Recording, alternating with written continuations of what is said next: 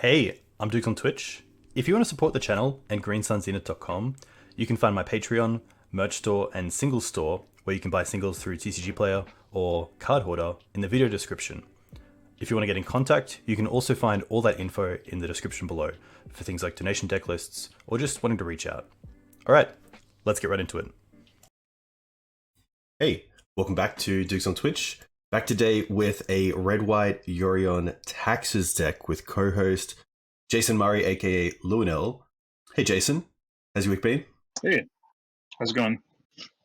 Really nice to have you on. We had XJ on last week with just the classic just the classic white build, but we have seen the red version pop up a little bit over the past probably few months.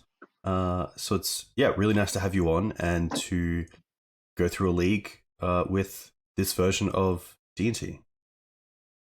For the main deck, it's really just the Magus. Has there been much sort of innovation around what's been played in the main deck other than Magus that's red, or any cards that have come close to it?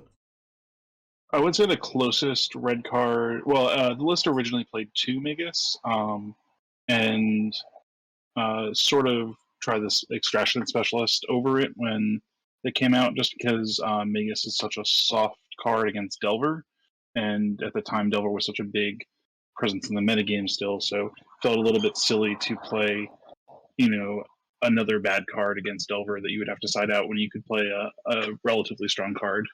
Yeah, extraction specialist would either rebuys a card that's countered or, is just a lifelink body. I would say, other than the second Magus, the red card that is like most likely to be played is probably a main deck Reb. I thought you might say it. Yeah. Yeah. There are some people that try Fable of the Mirror Breaker, which isn't something I've explored, but that's certainly a strong card in other shells that might be worth trying. I just haven't put in the work to finding some to borrow. That's very cool. I know that Mark Strassman has been playing around with Fable in Maverick and really liking it, especially in a deck where you can get it out on turn 2, a little bit like Mono Red Stompy, although they can, of course, turn 1 it. But yeah, it's really nice to see, although you are splashing a color, only a pretty light splash when you compare it to other decks that might be splashing a color. So having just the Magus, and then obviously Hammer Mage, which is pretty cool tech, as pretty much a meltdown on a creature, which you can recruit for, which is pretty nice. Yeah, being able to melt down someone in their draw step or when they're doing combat is pretty great in in the matchups where it's great. Yeah, it's not limited to your turn. 100%. And then just the 5 blasts, which, I mean, if you're going to run red, it's probably the reason to run red right now. So yeah, having so much sort of turn 1 interaction here in the board against combo is probably where you want to be, because the deck grinds so well that you just want to have a little bit like the mono red version, just a lot of turn 1 or turn 0 interaction with combo. Are there any matchups? Sorry, no, you go. You're still fundamentally a Death and Taxes deck with about 14 cards on the sideboard for combo, and relying on your Yorion game plan to win anything that's fair in game 1 and 2.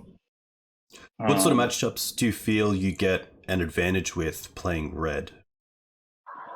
I would say 8cast and Jeskai are probably the two biggest gains. You get some incidental pickup versus things like elves. Being able to shut off their Gaia's Cradle in game 1 can be absolutely backbreaking. The 4-color Minsk and Boo piles and like the Yorion Zenith decks are also both things that are really helped by Magus specifically. The Hammer Mage, as you mentioned, is great against 8cast, but also the Red Elemental Blast there are strong. And Reb is the only thing D&T can really do to combat something like Narset and the Hull Breacher on your opponent's turn on 6 mana, which is why it's so good against Jeskai. Because all of a sudden you're not just cold to them, having their 2-card combo and drawing 7, leaving you with nothing, and probably being able to answer your board. Yeah, that's a great point. I know that Jeff from the Canadian Threshold podcast used to always talk about the D&T and Narset, or the Days Undoing sort of matchup of just kind of not really having a whole lot other than potentially a Swords to Plowshares for Hull Breacher, but the blasts seem really nice there. Yeah, and then you can also just play them versus Delver to fight their aggressive iterations, which is another thing that sort of stock D&T can't really do if your opponent just chains cantrips into iterations into enough Force of Wills and Murktides that your removal doesn't resolve. You'll sort of get outground. So being able to fight that card in particular is another big upside. Yeah, nice. How do you find Magus against decks like Lands or Naiadepts? I think, well, versus lands, it's usually lights out. I did get bolted by lands the other day, so I'm not sure if that's a response to Magus or just something else in the metagame. But it's generally a big game versus lands. I think versus green white, it's good, but they can still access basics through Elvish Reclaimer or Mox Diamond. So you do still have to like have something else happening to be able to beat them. Otherwise, they'll buy time on the ground and then find a plow and make a merit lage using the free trigger that way. If they play a depth under Vegas, it'll come in with 0 counters, and then plow is just instantly here's a 2020 surprise. Yeah. I haven't played against it, but the Minsc Boo coming down on Blood Moon and pressuring decks like Mono Red has been really strong. So I imagine that only improves things for them when they're facing a Magus. Is the inclusion of Magus the reason why this deck isn't running Richard Import? Yeah, so I think that's something I sort of pushed initially. XJ Cloud had probably 2 or 3 ports, and I was playing the deck a lot and just wanted more basics. I was playing a Magus often and then losing because I couldn't cast any other spells. Yeah. So this deck, despite having duels, actually has fewer wastable lands than mono white D&T. Oh, that's really interesting. Which I figured out because I kept getting waste locked in matchups, and I just got really frustrated. And I did the math. I'm like, this really shouldn't happen, but here we are. Yeah, That's just the variance for you. Yeah, I think that's a great sort of deck building piece of advice. Is like starting with the mana base and making sure that it's always going to be smooth is where you're going to go right. Instead of thinking about, say, like recruiter targets first and then going from there. But I guess in a way, recruiter targets do come into consideration because Magus is the reason why you're looking at your mana base. But yeah, I'm a big fan of basics in TNT, so really nice to see like the one mountain as well. Yeah, the one mountain is critical, especially versus Delver. Being able to have a land that can't get wasted and put you off red. Yeah, definitely. And you can find it. Oh, there's no Field of Ruin, but in like a D&T deck where you might have like a reason to get Hammer Mage or something and you want to get a red source, you can find it off field, which is kind of cool. Or like a Path to Exile in some sort of matchup like that. Yeah, or off also just being able to fetch around Wasteland versus lands. Yeah. Too, yeah, so you can, the Prismatic Vista and Aramis being able to fetch it make it a pretty big deal. Sometimes you have an awkward hand where you have Flooded Strand and have to sort of decide, do I get my duel just in case and expose myself, or just play it safe and get a basic planes. I usually just default to getting basic planes and just assume I'll find it when I need it, unless it's a post-board matchup and I have multiple rebs in my hand. Yeah, nice. Would you say there's any sort of clear flex spots that you're still playing around with in this deck? So I guess the Charming Prince, the Extraction Specialist are probably the two in the main deck. I have liked seeing Prince show up in the Field of Ruin versions of the mono white build, and specifically it combos well with the Extraction Specialist. So While they're not a pair, I just think they have some nice synergy that happens with them. Um, Other than that, I think that's pretty good. I've seen some people start playing like a second Lion Sash in the main deck, which is a really interesting inclusion sometimes because that's um, a lot of the matchups where that card is good. It's not exiled; it's killed in some other way. So that's part of the reason why I like the extraction specialist. Is if that card's discarded or punishing fire down, you can get it back without having to tutor up another one with a Stone Forge. Yeah, So I would say that's that's a great probably one of point. the cards I regrow the most, or like Cathar Commando. Yeah, Um, nice. Yeah, Lion Sash was really impressive in Legacy Hammer when I was playing it with Spider Space. It's just like another threat that can kind of get out of hand. A little bit like Scavenging Ooze, but Ooze has kind of lost some yeah, merit. But yeah, Sash has been really impressive, especially as like you can just equip it as well to a creature. yeah, I equip Sash a lot versus like the Verdict decks if I can. Like, I'm happy to spend 2 mana to put it on something and have a threat left over if I get Wrath. Yeah, Um, definitely true. And then I assume the choice of Hammer Mage over something like Meltdown is just because you can recruit it for it and it can be equipped, etc. It is a threat. yep, yeah, being able to come down. Yeah, come down and either off Recruiter or just come down and be used multiple times. It gives you the ability to maybe fire off on, say, like a Chalice or an Opal, or clear. You may be pressured to clear a first versus Saga, and then you have another activation available if you need it because it doesn't sacrifice or answer itself. Um, Nice. sort of, I've had what was it? It was versus the Riddler deck. I was in a situation where I was just meltdowning my opponent's board every other turn as they would play out some things and try to find an answer. Nice. I feel like Um, Meltdown or Hammer Mage is kind of like the fun police for a lot of decks. yeah. Last question. Would you say there's anything different that you're looking for in an opening hand compared to the white version of D&T? Um, hmm. I don't think so. Assuming I'm blind, I'm just sort of looking for a mix of lands and spells. I prefer not to have, you know, two plateaus in my hand, but I'm not going to ship a hand that is otherwise keepable just because it has wastable mana. Yeah. Um, just sort of like have a mix of cards you can cast and hope to top deck or be able to tutor for what you need depending on what your opponent shows you is happening. Nice. Awesome. I'm pretty keen to get into a league because Awesome. yeah, this deck looks sweet. It's really nice and just I don't know. D&T is always nice because although it's quite a big deck, there's a lot of playsets and 3-ofs that the consistency of the deck is pretty nice.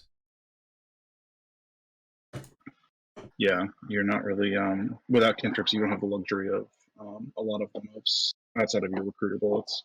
Hmm. Like many other D&T players, are you a fan of Mono Red Prison? And have you been playing that at all? I have not. I've played the deck before, and um, I didn't have, I think, great mulligan heuristics, which probably is how I lost the most. But the deck has also improved quite a bit since then because it's gained Fury and Fable. The version I was playing still lost 2 or 3 4 most of the time. Yeah, okay, that's fair. Interesting hand. It's like mana's on point. We have a vial, but the Stoneforge with already having two equipment's a little bit awkward. Yeah, I mean, I I think I'm keeping this hand. Um, we can fetch a couple planes and have the ability to get uh, plateau if we want to cast a Magus at some point. Might sort of earmark the Stoneforge for getting Lion Sash to make it less Nice. Yeah. bad for us if they plow our Stoneforge, so we're not left with Cauldron and Batterskull. But Yeah, it's a great point. It's actually really nice now to be able to just search for another threat in a way with Stoneforge that is quite cheap.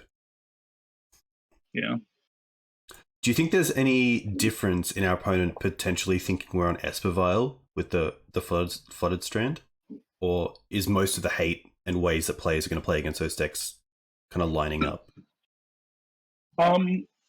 They might, specifically if they think we're Espervile, they might not like leave up Bolt on turn 2, but I guess it depends for casting the GTA on our turn 2 or just holding it up.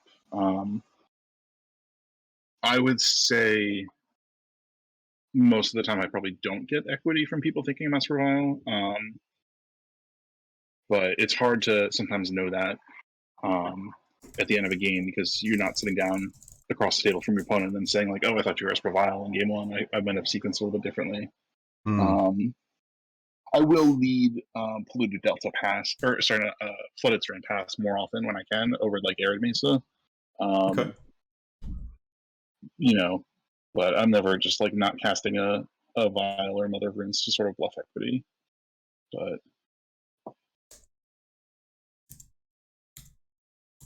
do you think many players have caught onto sort of Fetch Plains Vial being the Magus version? Probably, but okay. This could be elves or green-white. Yeah. Sadly, could really be anything. Off the basic's definitely interesting. Off the basic makes me think this is probably more elves, but you never know. Yeah. It could just be.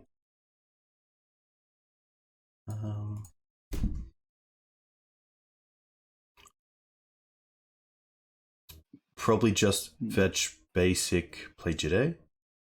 I think so, yeah. I'd hold the creature back. It's awkward if it's elves and they go for oof, but I think we just accept that if they have 2 green suns in their hand.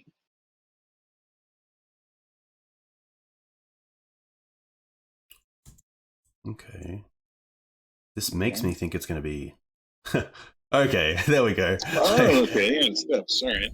Interesting. It's funny because, like, the Forest, the Windswept Heath, the Dried Arbor, the Reclaimer give nothing away in terms of breaking up between depths and elves. Right. And it's just like dark depths. I was certain there was going to be a Cradle come into play after I saw Green Sun for 1. I didn't even consider Elvish Reclaimer. Yeah.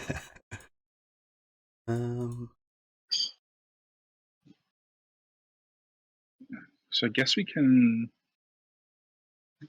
cast our Stoneforge here. Yeah. Would you put it in through Vial and then equip it to Jit? I think I would put Sash into play this turn. Yeah. Nice. Just so that you can put Sash in off the... I guess either come off Vial. Yeah, you can put anything can come in off the Vial. Yeah, it all works. I just like having multiple things, and this maybe makes them less automatic to kill the Stoneforge, so I might be able to sneak the Batterskull in. You know, our play next turn could be like equip Lion Sash, attack for counters, and eat a plow, and then Violin put Batterskull in off Stoneforge. Nice. Untap with multiple threats. I guess we can't get counters because the Selfish Reclaimer could just protect, but missing a land drop here is pretty huge for them. Yeah. I wonder if they'll get Yavimaya or just rotate their depths away. Yeah, potentially even if we attack with the Jade, block with the Arbor, then sack the Arbor before damage. That's probably their line. Putting this up to 3 just because of Skyclave and Flickerwisp and Recruiter being so big. Yeah. Especially instant speed. Even Magus too. Okay. Just a land. Just a land. Okay. At least 4 mana is put in Skull and equip Jide. Yeah, I think that's our play here. It's unfortunate that we didn't get Cauldra since they didn't have a plow, but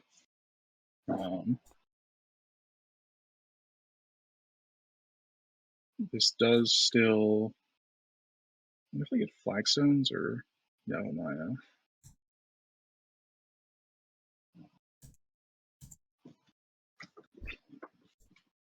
Jide is quite nice with Sash as well, because it actually allows you to keep a Reclaimer out of being a 3/4. Yeah, makes it a lot easier to pick it off and kill. Hmm.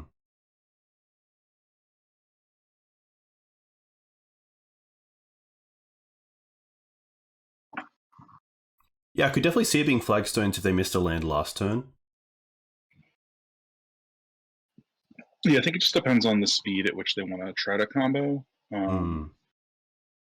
Because Yeah, they do go for okay, they're going to flagstones. play slower. I would fetch on our turn just so we can't get plowed off this batter skull. Yeah, great point. I'm also pretty happy just to keep getting planes. It's kind of nice not Yep. to have to show. Yeah, they don't know if we're splashing. I mean, they probably know we're splashing red, but we're not giving the game away, and we also have all this white man in play for Lion Sash. Also getting pretty close to just Vile up to for Yorion, which is nice. Yeah, I think with this much mana, I'm happy to go up to 4 here, even if we... Okay, that's nice. Oh, nice. That's nice. Okay. I think we just attack with both of these. Guess we can attack with everything. We could put the GTA on the Stoneforge. Just to sort of... It depends on if you want to add Yorion or not this turn, but that just sort of spreads our threats fully, but... Yeah. No, I definitely don't mind that. And then we still have some pretty good mana up, with 1 for swords and then 2 for eat land and then eat land. Yeah. So yeah, like, draws have been, 3 lands in a vial, but Stoneforge, by getting Lion Sash, just hasn't... Like, the mana has been really nice to have. Yeah, we were able to get a second threat down that didn't require the Stoneforge to live, and then, fortunately, all of the equipment have converted into real cards, and they're going for the Sash. I assume here we eat the Dried Arbor, so that they can't sack the Foothills and the Flagstones to make this a 3/4 and actually kill the Stoneforge. Yeah, they could sack their depths and go get, or they could sack the Foothills and then also go get like a second Flagstones and get 3 lands in the bin that way, but pretty happy to do that. It's weird that they didn't fetch on their turn. Yeah. Because we just have this opportunity to plow the Reclaimer when they crack. Very true, yeah. That's actually a great point. I think we will just do that. Yeah, I mean, if they have Crop, it's not great, but it's still fine. Nice. Okay. So we don't get counters this way, but we we'll go to 23. They won't get to tutor. Oh, another swords. Okay. Okay. That's fine. Well.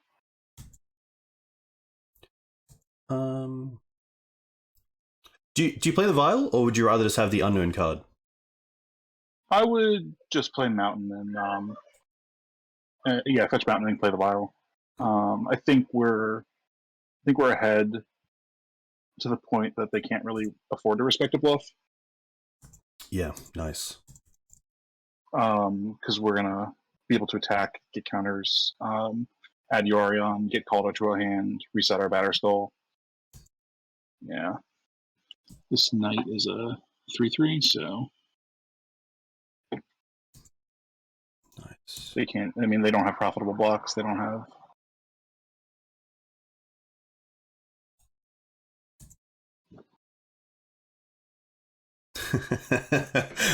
Okay.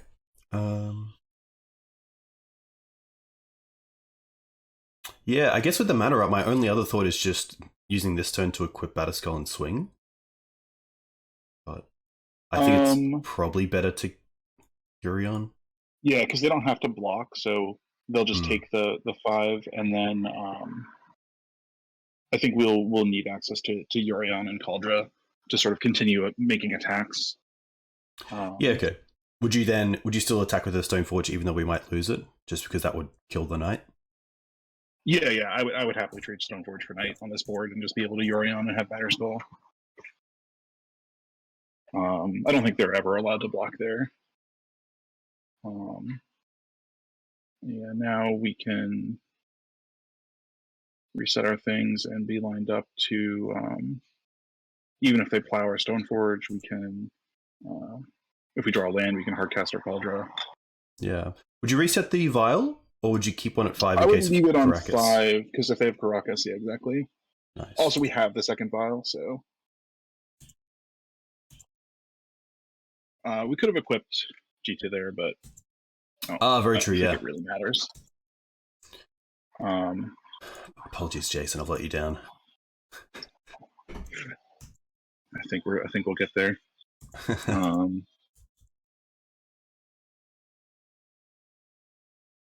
Thanks, Lee. Thanks for keeping me on check. Okay, Yeah, so they actually just got down into step. one step. Yeah. Which is pretty huge.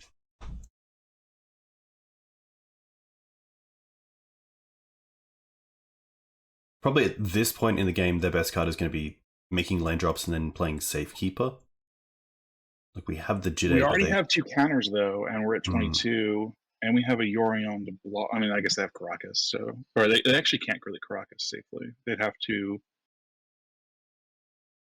I don't think Safekeeper's enough. They'd have to ending the GTA, I think. Okay. Or, like, fling a Minsk and boo at us, maybe.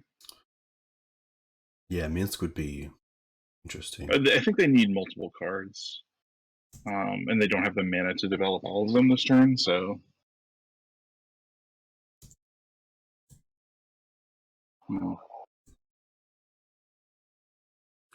Alright, so this one will tick up, and the other one we can just keep at 5. Yeah. Do you have any MTGO tricks for D&T? I use a lot of yields, and my stops bar is pretty bare. Oh, that's the worst draw. Even a land would let us put the Kaldra into play. Yeah, well, we can put the Cauldron into play off the Stoneforge and get GT counters, but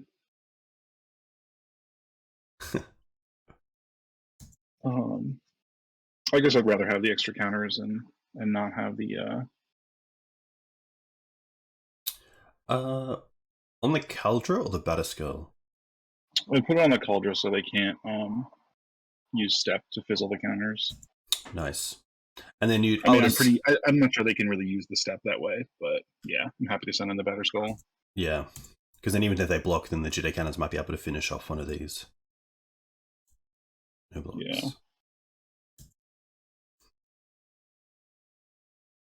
Yeah. That's interesting. What does that mean? Probably here, just put the Jide on the Yorion. I guess they have Caracas, but then still we have just Vial to put it back in. I mean, I think if they Caracas it, we're winning by a huge amount. I was debating if we wanted to try to kill this Reclaimer on our turn and sort of force them to tutor before we...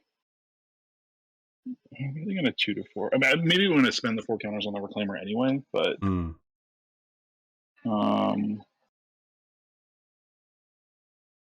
8.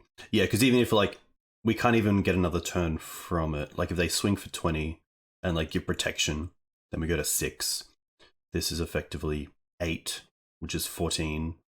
Yes, we could nearly get there. Another 4 is 18, and then another 4 is 22. So potentially, without any sort of blocking shenanigans where they get protection, we can get another turn, but that's probably not relevant. Yeah.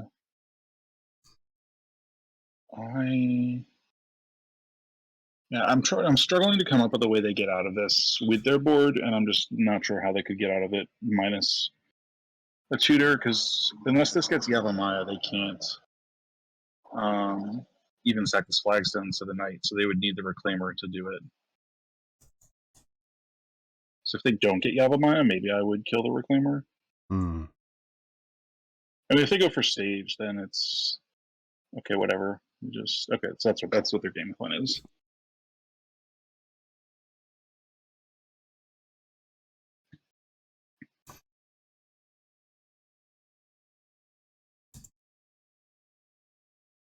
But now what do they do? Yeah, now the question is, do we just kill the Reclaimer here? No, I wouldn't kill it. I wouldn't kill the Reclaimer anymore. Okay. Because this the 4 counters mean Stoneforge is a lethal threat. Batterskull plus Cauldron is lethal. Yeah, like, to be fair, if they attack and don't Caracas the Yorion first, are we blocking? I assume so. No, if you want to No? block. I think I Because if we don't block, I assume they Caracas it on our turn before we get to attack with it. yeah. The reason to not block would be if they're forced to Caracas it, then we are protected from like a plow on our germs because we can reset those. Mm.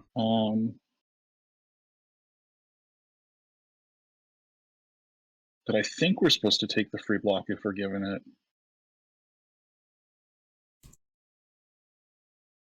Because it's also 2 counters. Yeah, they can't even attack. This is...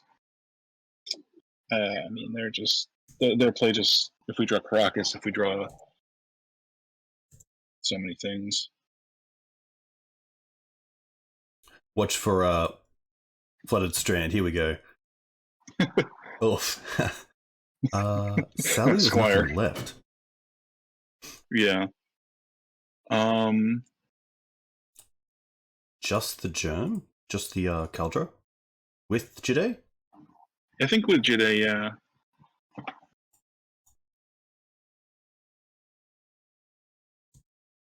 I mean, I don't even know if they can block this without dying.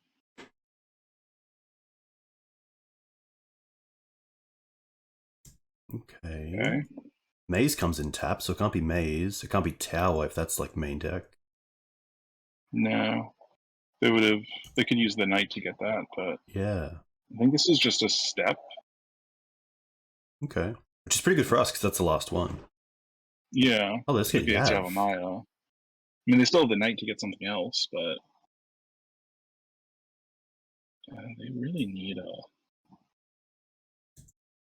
Okay, they didn't float mana.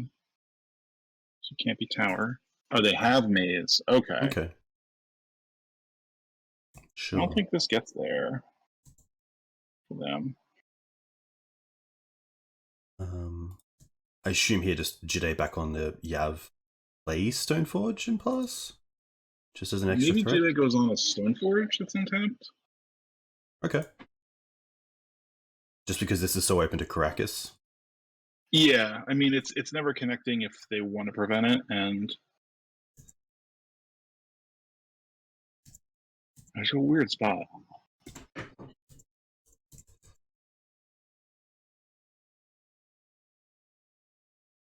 Hmm.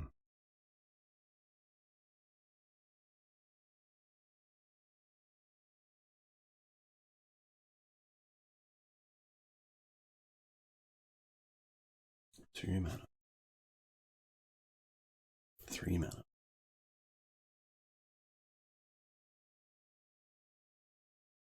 Green Sun for Ramana? Yeah, or maybe like Knight of Autumn. It could also be like Outland Liberator with mana up, but it doesn't deal with the Cauldra. I guess the Maze is dealing with the Cauldra. Minsk and Well, it could be Minsk. Ugh. They should have attacked first. Oh, no, Green Sun. Okay. What a roller coaster. Can we just go Caracas and get out of this game? I feel like we're so close to winning, but the crossing the finish line is such a headache. Well, they do get Ramen up. Yeah, Okay. Ramen up. So now they get step and they lose if they do that. Hmm.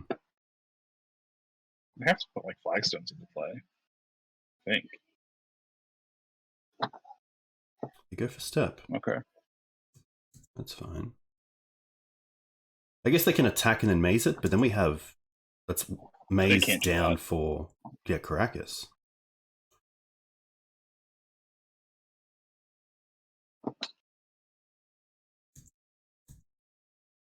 Maybe their thought over 2 turns is like sack the step to one of the creatures and then replay it with Ramanap. Yeah, I think there's a lot of. It's really hard for them to live. Hmm. I was gonna say no.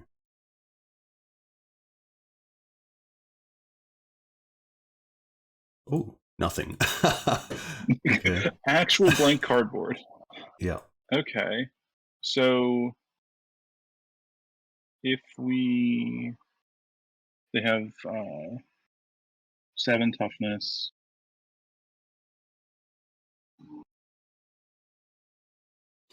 Okay, so let's say the germ is taken out by the maze. So they could block Yeah. here, here. Actually, they have to block the 2 biggest. They block here and here, and they take... I guess, can we move the Jide to make both of... I think we want the Jide on. We want 3 counters on the Yorion, and then equip and put 7 on the. Make the Cauldron 7. Is that right?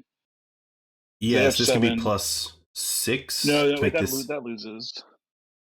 But they would lose their creatures. Yes.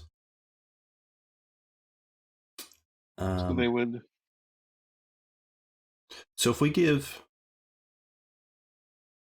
+6 on Yorion, which is 3 counters, that'll be lethal by itself, so that's covered by Maze. We have 1 left over. If we just pump this, it's 3. If they block here, it'll be 3, 4, and then 2 trample over, which isn't enough. If we make both Stoneforges 5s, and then that might be the. Does that spread it? No, because then they can Maze, Cauldra, block the Stoneforges, and take 8. What? Yeah, I don't think killing Ramanap is better than using the counters. Just checking. Neg 3, and then this is here. This gets through for 4. They block here. We have 1 left over, so it's 4, 5, 6, 7, 8 getting through.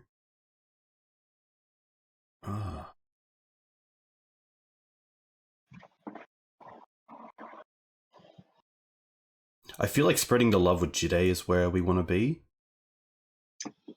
Yeah. Just trying to figure but out it doesn't how. get better than.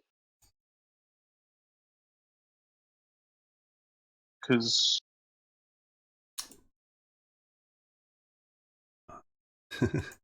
Math in the morning. Yeah, I don't really have that excuse. I just went 9.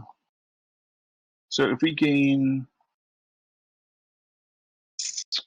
we're still exactly lethal. If we can live if we have Battle Skull Life plus counters. We have to have 6 counters. Yep, which is 12, which takes us up to 18, and then plus 4 is 22. So I think we do just swing with everything other than... Yeah, we just swing with everything. Yeah, do we want the Jita somewhere else if we're swinging with everything? Yeah, like, is there a world where they can live by, like, mazing the Batter Skull to not allow us to gain 4? So if they maze Batter Skull, I think if the Jita is on Yorion, they can't. They are forced to maze Yorion. So even if we don't use any pumps, I think that's our best setup for attacking. Because then that forces the maze onto Yorion. And they still have to block such that they don't lose. Yes, I think we have it. I think if we go pump this twice to 5, pump this twice to 5, we have 5, 5, 4, 5, 4, and they have 3 answers. So if they hit they 5, block 5, the Stoneforges and maze the Cauldra and take 8. Yeah. Ah. I think we have to put the GTA on Yorion. Okay. Any pumps here? I don't think we have lethal if we pump. I think we lose if we pump. So we have to play to gain, go to 22, and also yeah, they're gonna lose presumably they lose the Elvish Reclaimer in this attack, or we have a host of other problems if they have a second step in their deck. Or no, because the excavator will die. Oh, okay. Your go, opponent.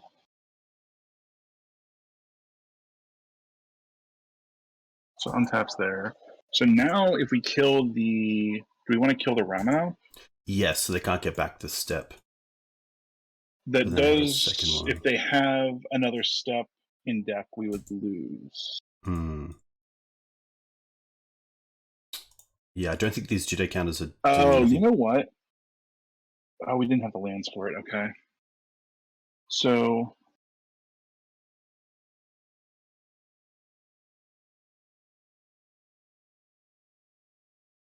Was there a line? No, I think we were just in trouble.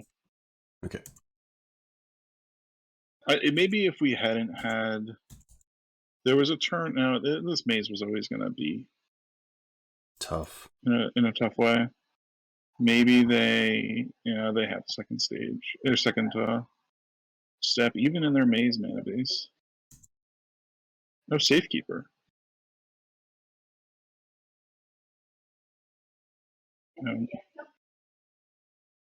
Ugh. And Minskin Boo. Okay. Okay, that is just death. That is just too many elements. Yeah. Tough. I do want to save that image because I reckon with like a little bit more time and no clock, could definitely find some sort of out. Yeah, I wouldn't be surprised. I don't think there was a way, but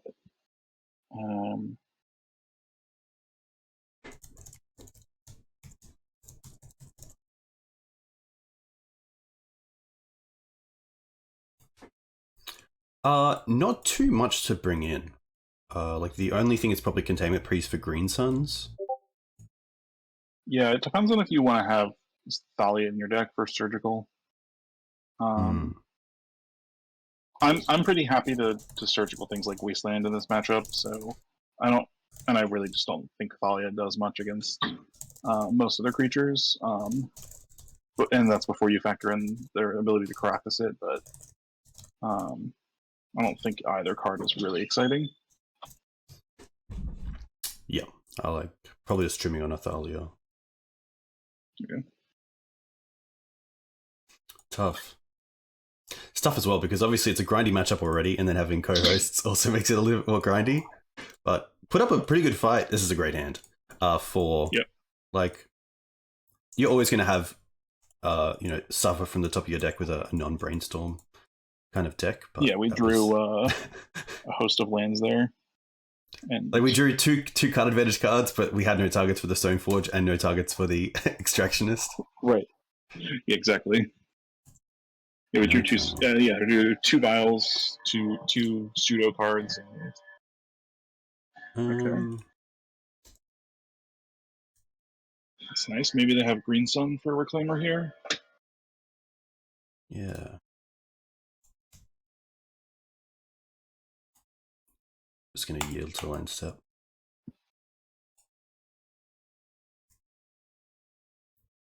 I think next turn, no creature? Wow. I don't mind just putting a Wisp in play and flickering a land to hold up sword. Just to get the beatdown going. Pass the Extraction Specialist to okay. To be able to just gain some life. Jewel? We have the vial. I think I would just get planes. Yeah, nice. Yeah.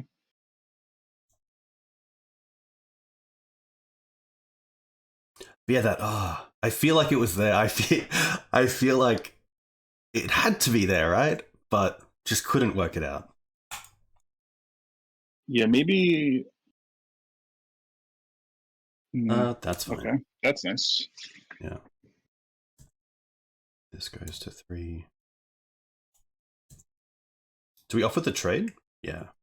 Yeah, I'd offer the trade, and then you can whisper our land, pass with 2 plows. Yeah, what do you think about just casting a wisp here? Just for time Yeah, I constraints. think I would cast and just try to flicker clock in. Yeah.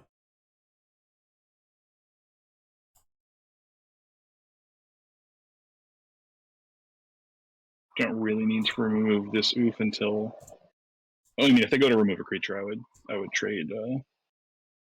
Yeah. Unlock the vial and wisp it, but otherwise, I'm pretty happy to maybe just take the vial. Well, if they don't do anything, I would maybe put the creature down. Is this just minced? Green Sun's for 1. On. I think just in case of now. just in case of Safekeeper. Yep.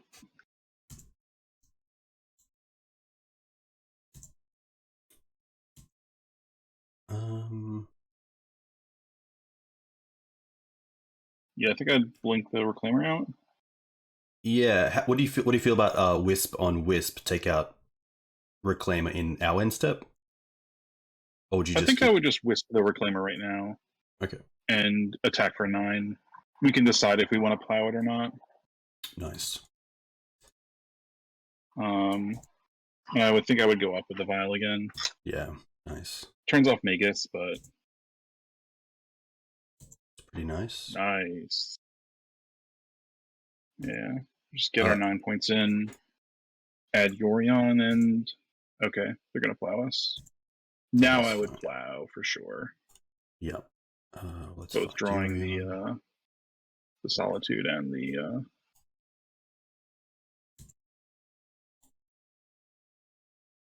Nice, and then just 6/6. Yeah. But yeah, having 2 5s now for the vial is really nice, and knowing the oof is gone as well is quite good. Yep. If they can't even really have much here. Like the most frustrating card is probably like Minskin Boo, and that's cleared by the board. Just eats time off our clock.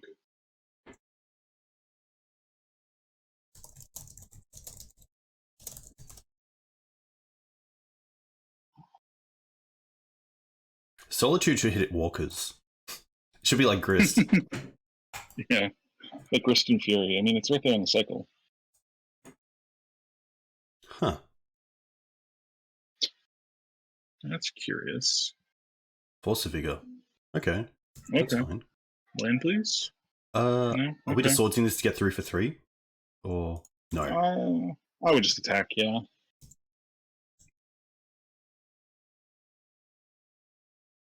That's more wow, what is their hand that they can throw? I mean, it has to just be mana.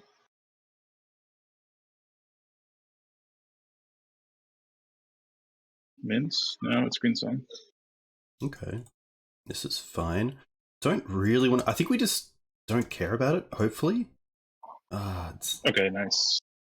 Yeah. Attack for 3 and then just Yorion it. And then have lethal on the field. Yeah, I like that. That's great. That's nice.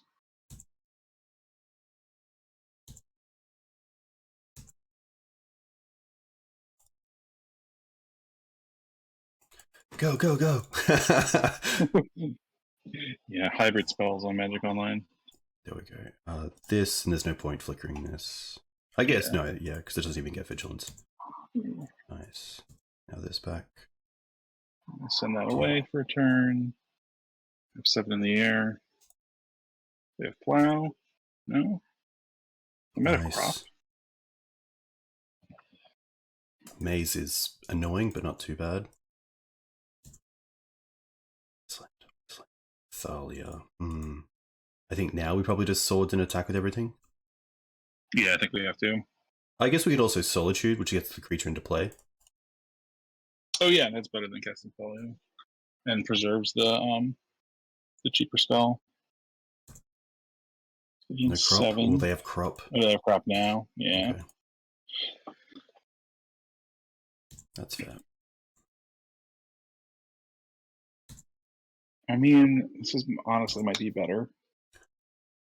I guess that's a reason to swords, is then you can respond with Solitude Pitch, but still pretty tough. Yeah, I mean, I didn't really. We were clicking through quickly, but the reason to swords the turn they got the knight with the mana up was this Minsk? Okay, Feels like Minsk. I don't think that matters. They can fling green sun things. for endurance. We cut Second knight. Thalia. Yeah, we did.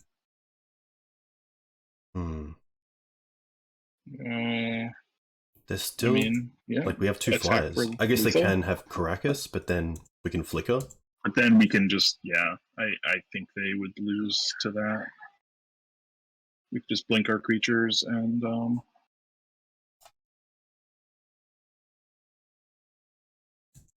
kill one knight, blink the other one out. It's frustrating to kill a knight, but I think we're...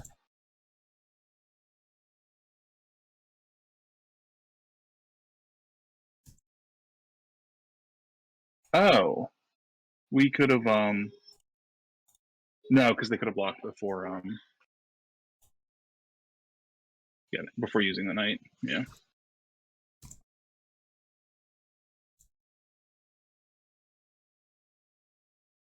I think we actually wanted to flicker first.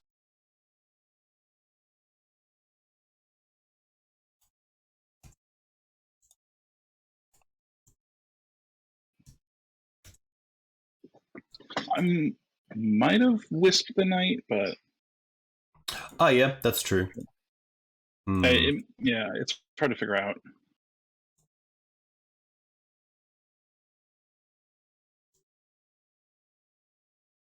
No, oh yeah, well, okay, and they have this step from hand too. That's pretty good for us. Yeah, I mean, we can't kill the knight now, but I don't think it really matters. They're going to have to.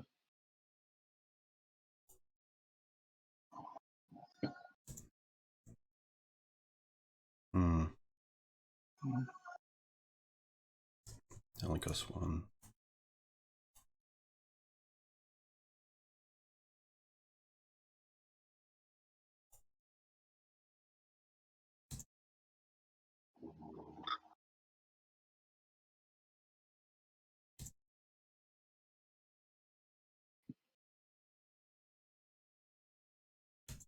Okay. It's going to buy some time.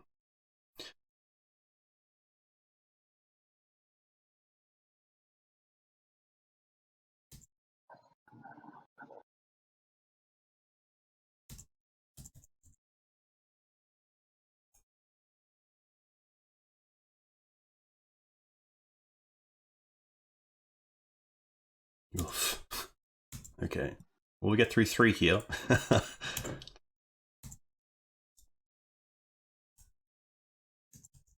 Get through 3. Play 2 creatures. Play 2 creatures. They can Caracas the Thalia, but they can't ever play a creature again. They need to just draw depths or crop naturally, and we're at. Oh god, does that mean that we can't attack with the prismatic ending? Okay.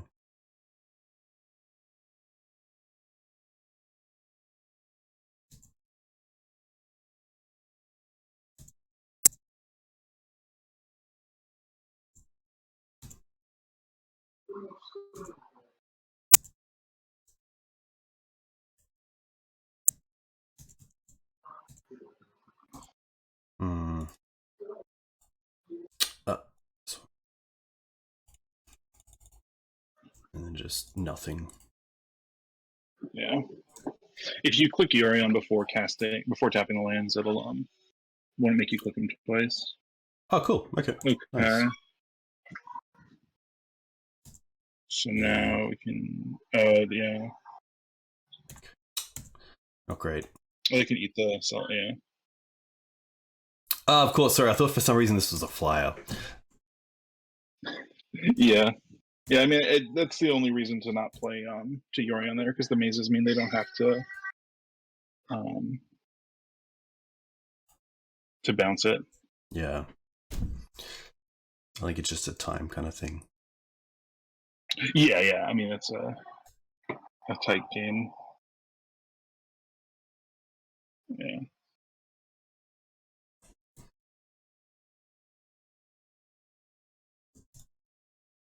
Yeah, like there's no there's no attacks. Yeah. We can...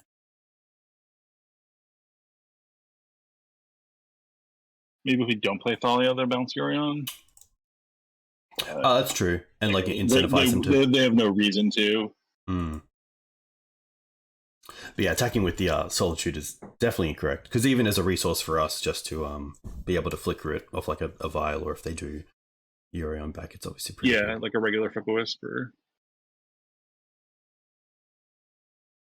There's a lot happening though, so okay. And somehow, they didn't go for it. Okay, they have Wasteland.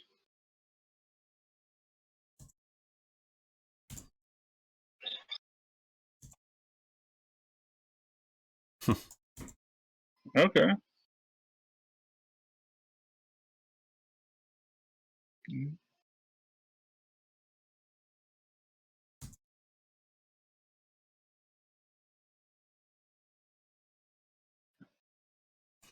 Don't click blue. Okay, good. I thought for a second I clicked on blue.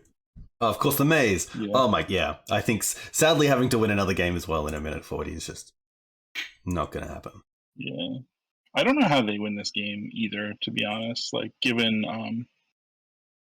I guess it involves Minskin Boo, but or they could find Reclaimer or not Reclaimer, Ramen Up. But yeah, they can just make a million mazes and slow thaw, I guess. Oh, they're just going for it. I guess they can make another one. Oh! Okay. No, I don't think they could win.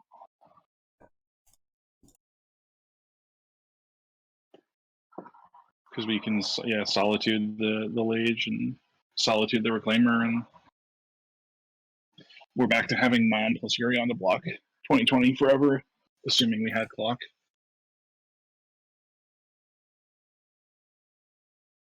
Tower, okay. Tower. Yeah, I wonder how many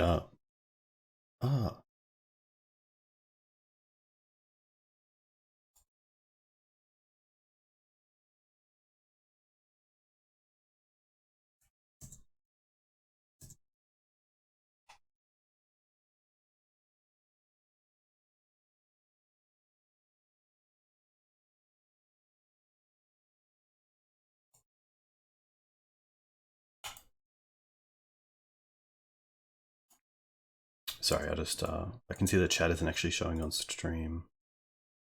Yeah, get our free kill in.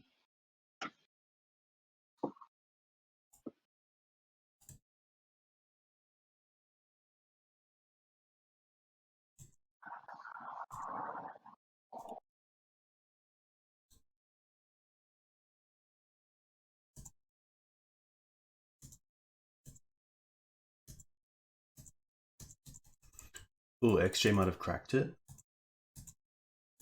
Oh, he would. He would.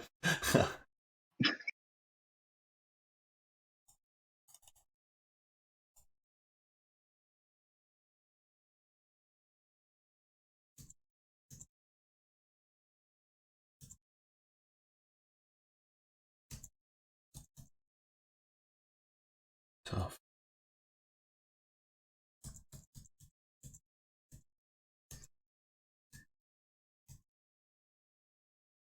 So it was Pump Yorion once, Stoneforge once, Stoneforge once, Caldra once, which is the 4 uses.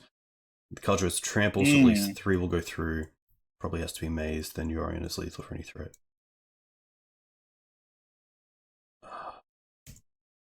And we have the 6 mana for that too. Yeah. Tough.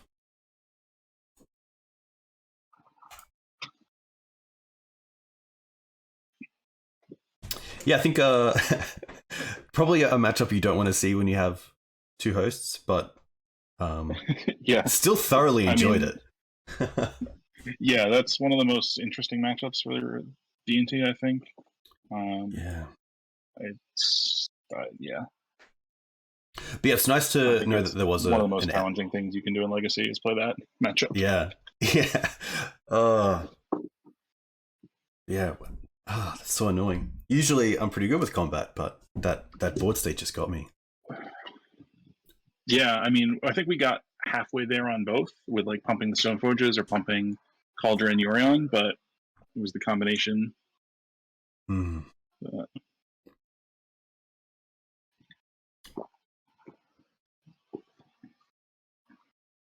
think the only other thing that game was potentially making a different attack into the Merit Lage the first time before they showed us Maze, but Yes, that's very true. I think at most we could send Batterskull in, which then gets blocked, and then we have worse attacks the following turn against a Maze. So, How do you enjoy being a dad so far? that was awesome. Yeah, it would be nice. How's your sleep schedule? It's better now. It's we he's started to regress a little bit lately, but still get through most nights. Wakes up at like 5. Wants to be picked up and put back down. But Nice. it's definitely rough at the beginning.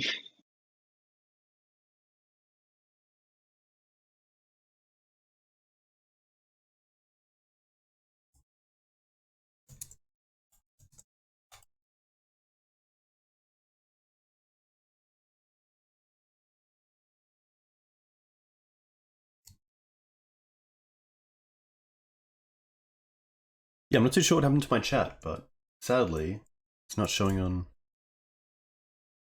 OBS. Yeah. But yeah, Green White and D&T is always really interesting from either side. I know that Mapson has a really good win rate against D&T, and although I think you can definitely navigate it to a win, maybe like 60% of the time, there's so much to think about with things like if they have Caracas, if they have Wasteland, Swords, Solitude, like Flick Wisp, etc. Yeah. There's a lot of interaction. Hand looks pretty good. Yeah. Bunch of 2-drops and the ability to wasteland our opponent. Oh, we're in the play. Yes. I guess I could have started with the Prismatic just to act like we're on like a blue-white X deck. Yeah, I think I would do that if we had a second fetch that could get basic mountain, but because we don't, I want to use Doomsday. Yeah, Underground Sea for me is always Doomsday. Okay. Could be Ant. I assume both decks would take Spirit. Yeah. Yeah. And then I think unless we draw another bear, it's just Wasteland here. I guess the Mum makes it perfect. Quite nice. Play the Mom and then Wasteland them.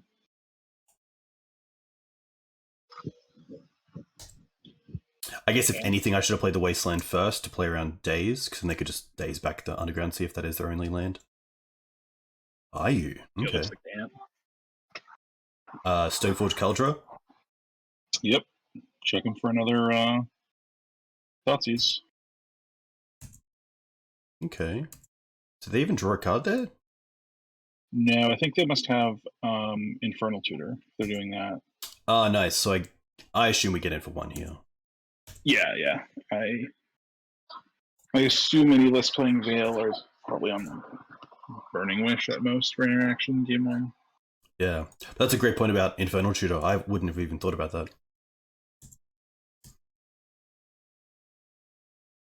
Ooh. Okay. That makes me feel like they're very close to going off if they're going to use the pedal for it. Yeah. I feel either very good or very bad about how the next turn is going to go. Yeah, if there ain't, I think there's like two things here. There's Caldra to obviously apply a lot of pressure, But then there's also the thought of like Lion Sash being the one card to keep them off like a Past in Flames line, but I assume Kaldra's the big one. I guess we'll never know now, but Yeah. But yeah, they'll just deny the choice. Okay. I mean, we can still play Sash. get in for 2. So if they're Yeah, like, I mean, Wisp on Batterskull is quite nice because it puts them like 2 more spells into Storm to have to go up to kill us. Yeah. Every attack. But it's 2 turns away versus Piff Disruption now. So what's better? Especially so if we attack, they go to 14. We could fetch and eat 4 things, which would be 7. So that would be. I think the Sash is the same clock as as faster clock than Batterskull, actually. I guess are there enough permanents to eat? Land 3, 4, 5, 6, definitely. 6, yeah. So yeah, because this is next turn we can attack for 5 or for 7, 5 off the Sash, and then yeah, that's lethal. So as long as we you get white mana next turn. Yeah. Small thing here as well is if they go land Cabal, we can take them off Thresh. But the pedal. Oh yeah, that's a great point. Ponder, yeah.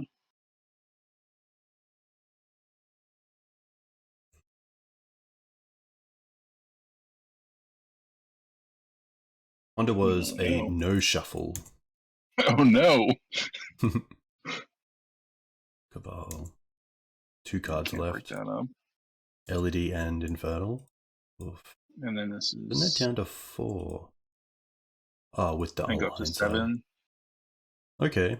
So I guess they go for Adnos from 14. Unless they have Peer into the Abyss. In which case we're dead. Peer would be pretty strong.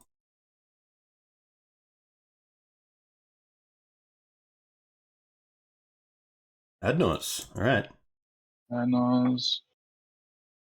Blue, black, and a land drop available. Not a whole lot just yet. I want to see like an Echo Vions. Yeah, or a Pia if they're playing Past in Flames. Yeah. Yeah. Get some big spells out of the way before they start flipping Lotus Petals. I guess they're down 2 petals and an LED. Oh, there's an LED. And oh, Tendrils. Oh, but they drew it. Oh, that's really that's good. Bad. Yeah, that's really bad for them. Because now they need to find Ritual. Yes. I guess they have 2 lands to do it, so they have a. Oh, they're gonna keep here. Are they pass? Oh no, they're keeping this and casting Brainstorm, okay. Which I guess is. So they have a Brainstorm. Why didn't they preordain first? I guess they can shuffle and Brainstorm to 2. Huh. Yeah, I think if they tried to go for Tendrils there. Oh, that was anticlimactic. Yeah, if they go for Tendrils there. They exactly a Brainstorm to find. Wow. Oh, if only we had a sideboard for this matchup. Now they're preordaining? Yeah. 2 cards to the bottom. Okay. Because they had the LED. You know what? They put the tendrils back on top. But this is still okay. Yeah. They put the tendrils. Oh, and now they. Okay, well that's somehow less cool then. Yeah. Nice. All right. I'm sure that was an exciting line for them to find out. But not fun for us. All right. So traps, obviously, and the deafening silence are pretty obvious as well. Do you just bring in like all blast effects as well? I bring in all the rebs. I think I'd probably play all those surgicals too. Because we have 8 cuts in the removal spells, and then things like Skyclave, Don't Look Stellar. Cathar Commando is probably. I mean, it does attack for 3, but It's Mm. whether you like Wisp versus Commando. GTA is also not strong, so you Yeah, would could you rather just have have... like random. I would play Hammer Mage versus Tess, but I don't think it's good versus Ant. Maybe you want like one. I guess they all answer. It's yeah. You could play. I mean, I was gonna say I would play like a Skyclave as an answer to like a Wish Claw, but like Hammer Mage does that as well. So maybe it's fine to sort of try that out. Cool. Nice. 13 card sideboard must be a great matchup. I do love that back in like the F&M days of like winning game 1 and then the opponent be like, oh, I have like 15 cards for you. And they like shuffle them all in. It's like, all right. Yeah. All right. So I usually look for 2 pieces of interaction. This has none. 0. So I'm pretty happy to try to mulligan for like a Deafening Silence hand.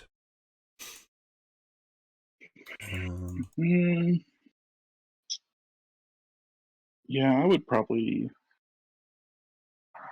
send this back. Yeah, I think it's a pretty strong 5. As well. Yeah. Okay, I mean, I think I would put away the artifacts and probably keep this hand. Maybe you want to keep the Vial over the Magus or over a land. Yeah. I don't really like going lower. How low did they go? They're on 6 also? Correct. 5?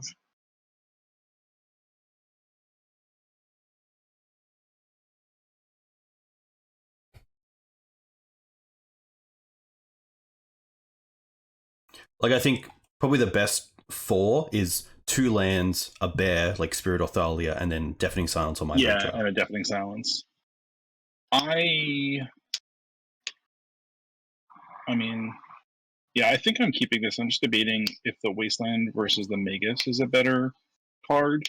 And like keeping the Vial sort of turns on the Magus as a Wasteland. But I think Magus is probably just. I think the Vial's just not getting there with this hand. I don't know. I think I would keep this, but I could certainly wouldn't fault anyone for going lower and looking for like a hard piece to hate. But you know, we can sort of pass and represent Blast, and then hope to get to a turn 2 Spirit.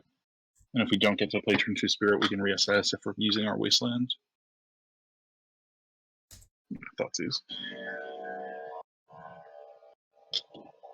the fact that there's such a discard heavy deck means that any 4-card hand we're looking for exactly Deafening Silence and not anything else. Yeah.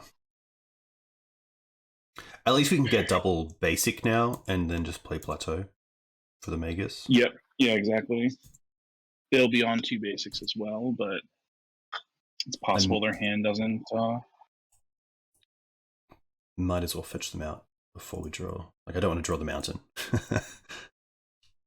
I think I would fetch double planes. Just so yeah, sorry. Of course, that was even the plan.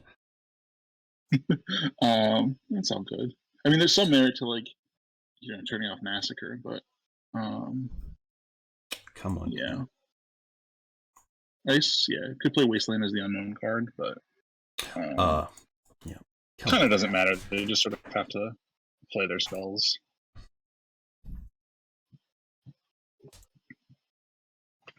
I guess we can go get Cauldron most likely. Yeah, like maybe they have like Fatal Push for the Magus, but otherwise there's not too many shuffle effects here. Like maybe a Wish Claw. Or just tutor for another card or like they have. Peddle and Ponder. Yeah. Yeah.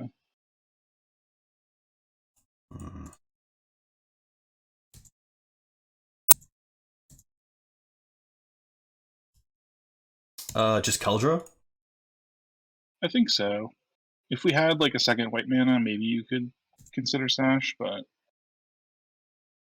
I think just saying please play another discard spell, I'm going to kill you as fast as possible is good. I love that happens quite a bit. Where I've talked about using both fetches to find 2 white sources, and then you just go against the grain.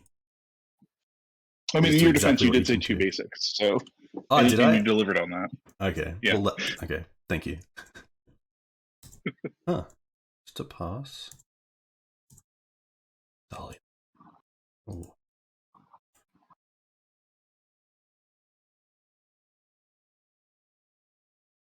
At least this pretty much turns off Adnor's. Yeah, if they don't have bounce spell exactly here.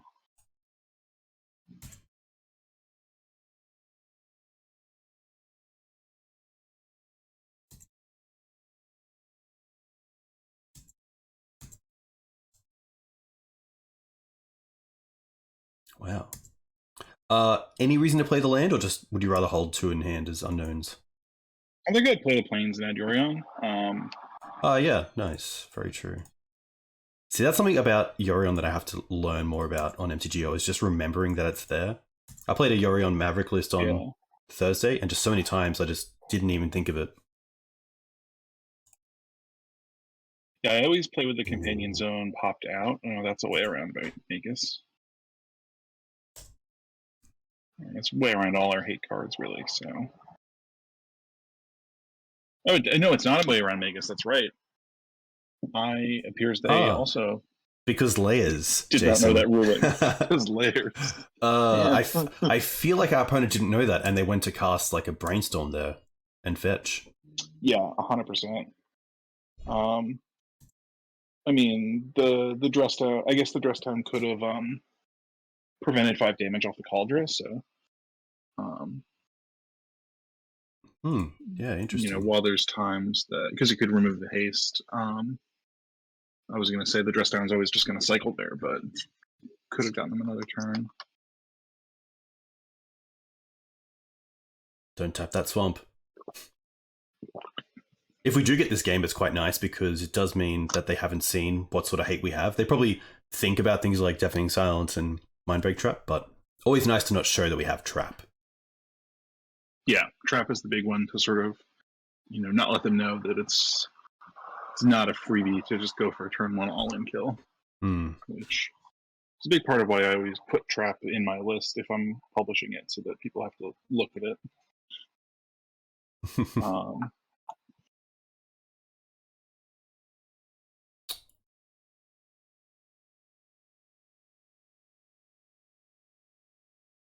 mm-hmm. Yeah. Please use a decantrip. That's all I ask. Or Chain of Vapor. Chain of Vapor would be allowed, I guess. Oh, that's true, yeah.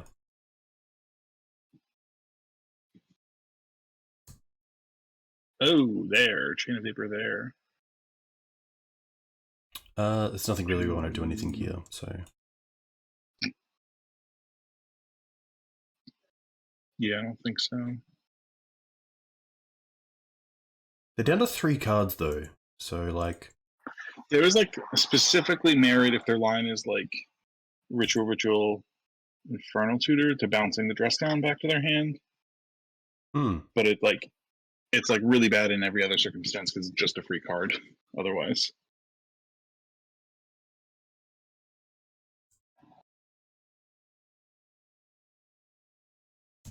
Oh, come on.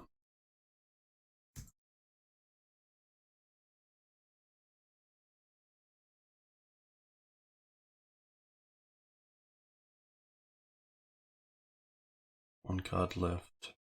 Is this a peer? Might be. Or Past in Flames? They only have It's one only ritual, one ritual, right? yeah. Maybe that's all they know, because that would be. Is this Echo? Or just Past in Flames with cantrips? They have a lot of cantrips.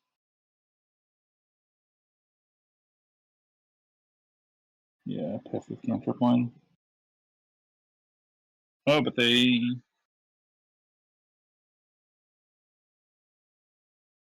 It is Past in Flames. Okay. They did it with Black Flight? Oh, can they just, no. They have to hit on the brainstorm. Yeah, I feel like I'm not a Storm expert, but I feel like they should have left blue because I think they need LED, right?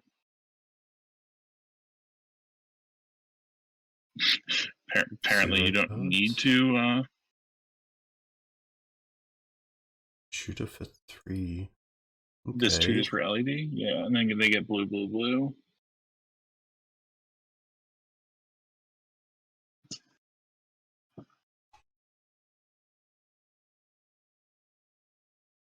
They have one more brainstorm? Yes.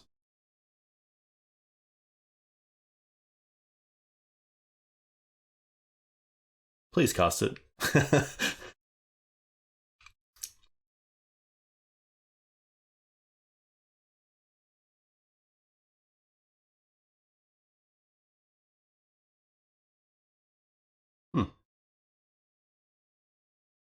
Cabal.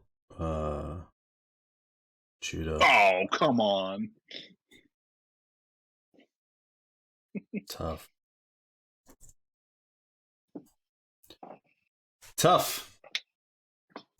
That's a rough one. Yeah, it's always tough. Like keeping the Magus hand, but then them going basic, and then Thoughtseers to take the Spirit is pretty tough. Spirit got. Yeah, I mean, I think they're pretty likely to go basic. Mm. By the time we get to turn 3, but it does sort of like limit them to 1 cantrip a turn. That's very true. They're going to fetch basic often just because of Wasteland. But I think Magus is still like half of a hate card when you're looking at a 5, like you're kind of if you're going to 4, I feel like you're all in on Deafening Silence, Plains, or Bust, and you're willing to go to 2 for it. So yeah. Do you know? Yeah, I think Ant is. I actually don't know if Ant's faster than Tess right now. It feels like it's a little bit faster, but it's also not so fast that you need to be, jamming on turn 1 or losing. Yeah. Do you know what the? I think it's like a 39.9% chance in a 60-card deck to have a 1 of a playset in your hand, like a vial. Do you know what it is in Yorion D&T to have a 3 of, like Trap or Deafening Silence? I don't. But I also wouldn't consider Deafening Silence or Maverick Trap really valid on like a mulligan to 4, really, because like you're so likely to get discarded. Yeah, that's very true. And also, something to be hit by both Duress and Thoughtseize is a little bit rough. Yeah, exactly. 24%. There we go. Hypo Geometric Calculator. I love that. Yeah. Yeah, I think it's 2. Is it 2 traps and 2 Deafening Silence that we're playing? Just 4 hits and 80.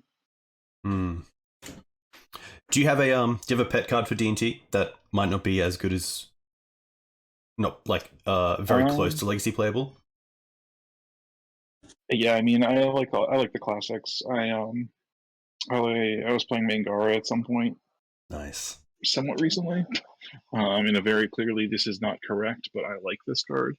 Yeah. And I think actually against Ant, I managed to Mangara lock them and kill like 4 lands.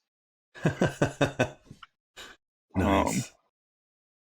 And it was like an actual like their hand fizzled. I didn't get there on the back of other hate. I just got to the point where I was like, all right, your lands are going away. Yeah, I like Howled Spirit Keeper a lot. Say that one again. Ah, yes. The when it dies, you get X 1/1s. Yeah. Yeah, that's cool. Yes, Sarah Avenger was a card that I always hated, but it always performed when I had it in the deck. It just did what it did best. Like just 3 in the air, 3 in the air.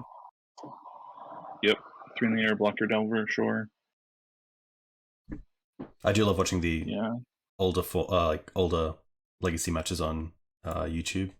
Just seeing Sarah do so much work, even though it's just a 3/3 for 2 flyer vigilance, but so innocuous. Yeah. Yeah.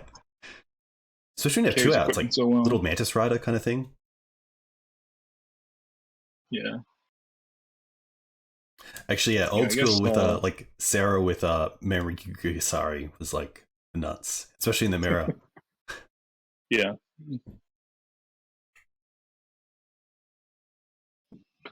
Yeah, it's a fun one. I miss playing with the swords too. Like Sword of Fire and Ice, Sword of Feast and Famine. Yeah, especially on like a Mirran Crusader. Oof. Ooh, yeah. Just out of nowhere as well, where you like top deck the sword, you're like, ooh, 12, draw 2. Yeah. Do you have the bolt this turn? Cavern of Souls. Nice. Did you play Cavern in old school Red-White with like Pure and Cura and Recruiter? Yeah. I played Cavern. I think I played 3 Caverns, 3 Plateaus, 3 Fetches. It's my mana base that I copied off someone. Nice.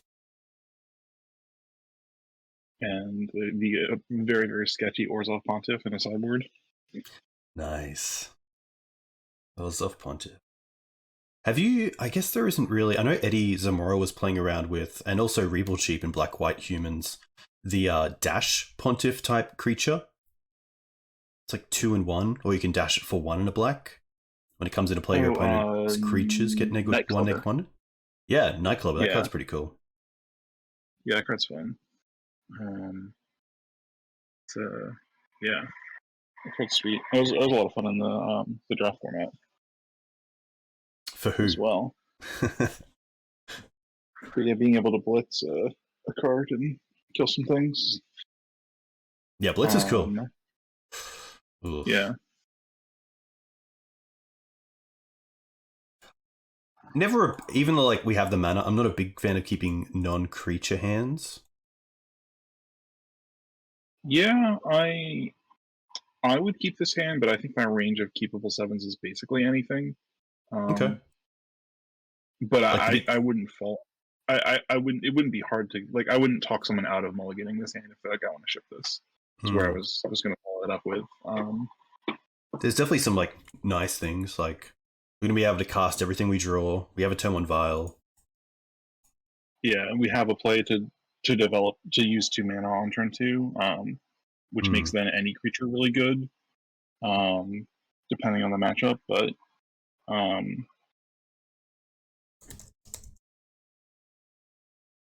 yeah, I think it's a hand I would.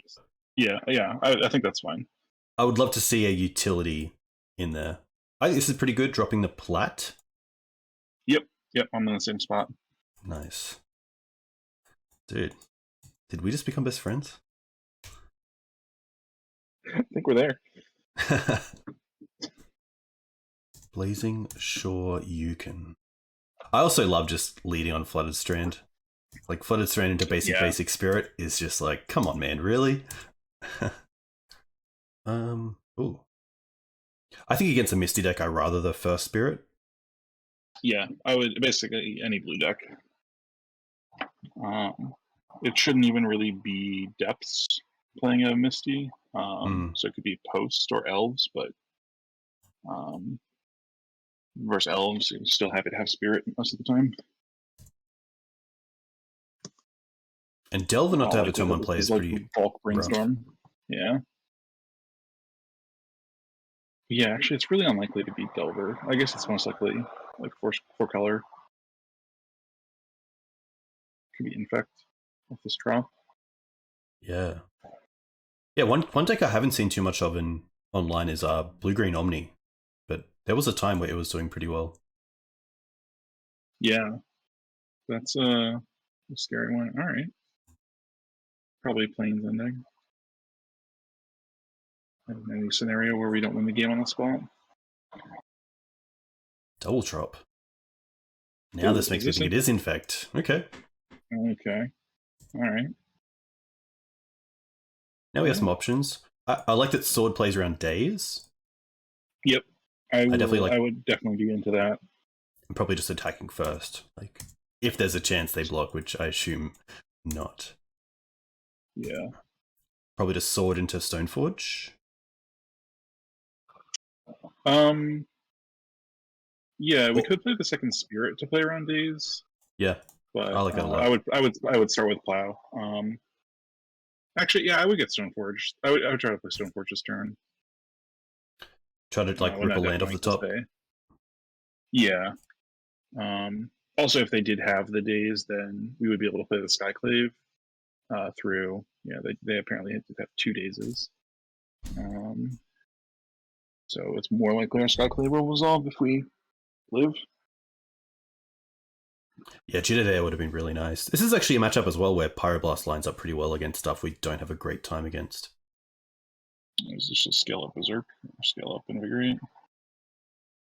Oh, that's it? Okay. Okay. Oh, all right. And the planes? Okay. Okay. Certainly not Yes. a blossoming defense in their hand. Oh, It just love works. to see it. All right. Now we don't want to see.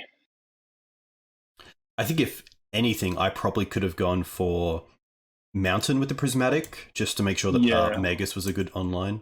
I think with this Recruiter, we're just getting Solitude. Okay. Yeah.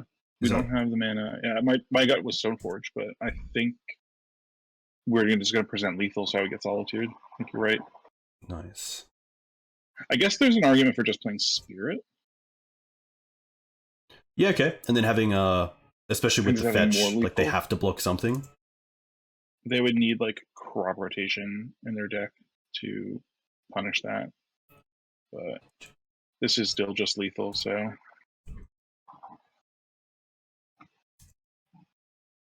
I know Sam, I forget his last name, Fern something on MTGO, big legacy player. He's been really behind Minsk and Boo Infect, which is pretty cool.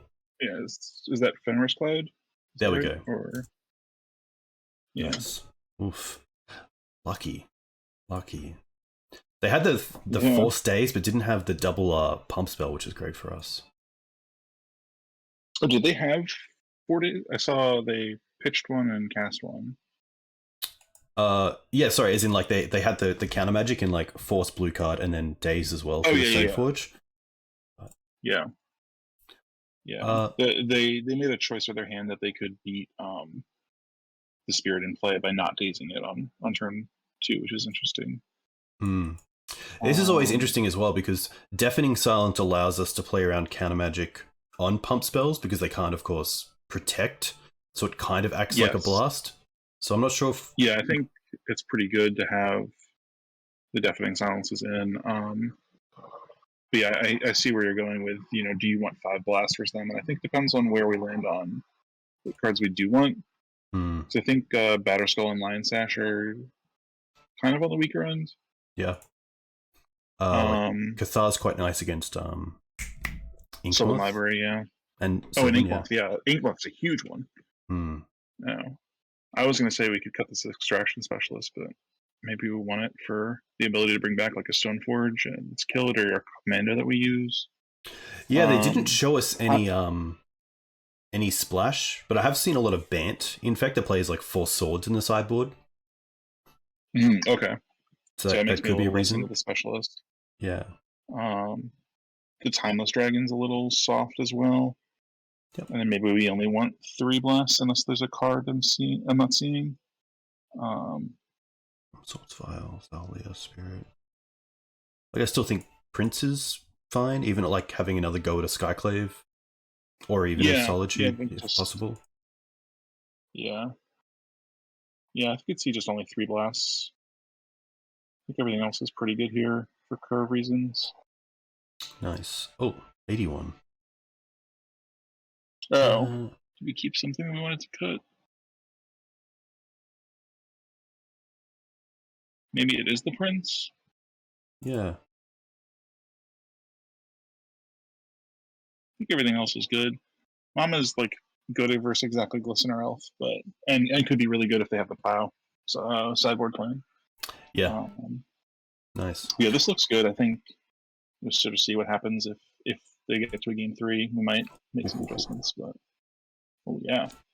I think this hand lines up really well against Glistener Elf, so having the Pyroblast for Blighted Agent is quite nice. Yeah, and then also just the ability to Thalia and Spirit to constrict the other things that they do. Hmm. I guess Noble Hierarch is the scariest start, other than Yeah, considering all days you kill you. yeah.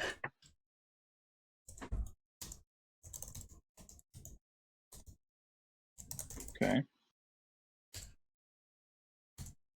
Solitude will probably be the best draw there. Yeah.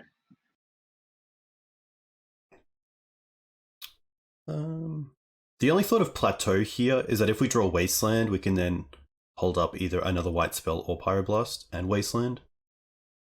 I think I would not play. I think I wouldn't use Wasteland next turn if we drew it, because I would Okay. want to save it for a Nexus potentially. Okay, yeah. And a card like Thalia would also constrict their mana. That's very true. If we didn't have like that resistance effect, maybe I'd be more into it. Also, sometimes Infect does have their own like 1 or 2 Wastelands. That's. I think that makes me want to just, if they have it, they have it. But if we get to untap and play, say, Thalia with First Strike with Mum. Yeah, I'm definitely not blocking now. I would have snapped it off if they just attacked. Yeah, make them have the pump spell. Yeah.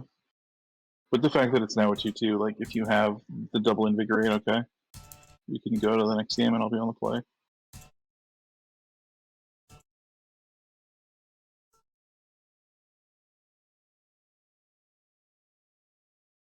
Do they have a Nexus they're thinking about? Maybe they have 1 Invigorate? They have Nexus. Okay. Okay.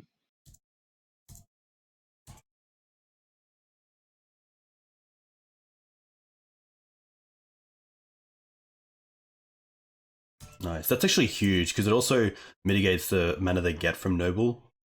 But now they do have the Ink Moth. So I think it's next really turn. hard for them to kill us here.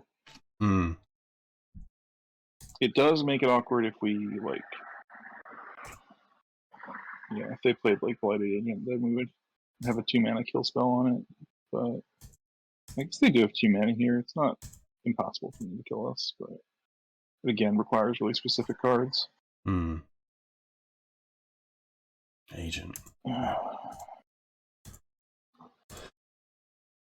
Okay.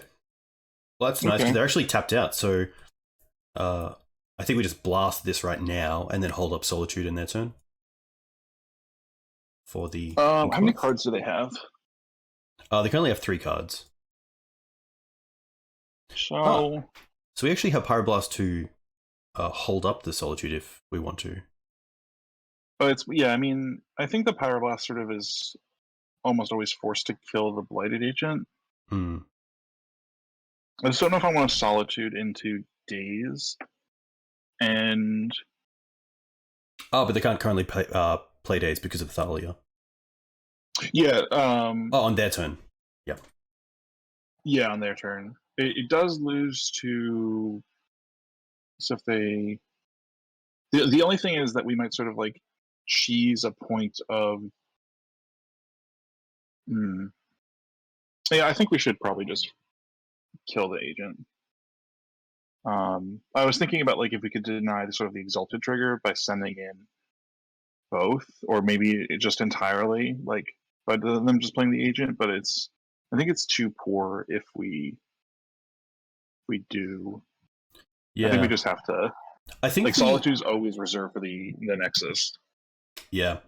I think the Exalted does make the attack with one creature pretty appealing, which lines up really well for us if we're going to Solitude on their turn and hold up Blast to protect it. Yeah. Well, that still plays into double. Well, so I think if we pass, they will just attack with agent for 2, and then we're solituding something that's not Nexus. So that's why I think we have to, or we're power blasting into Daze. Nice. So at the point where we're not playing around Daze, I think we should just force them to spend more mana. Yeah, that's actually a great point. Thalia sort of working against us in this exact spot, but ultimately is going to do more for us than the opponent.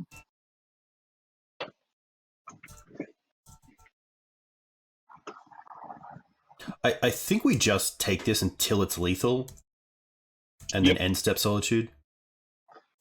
I don't even think I would end step Solitude, because if we draw a land, we could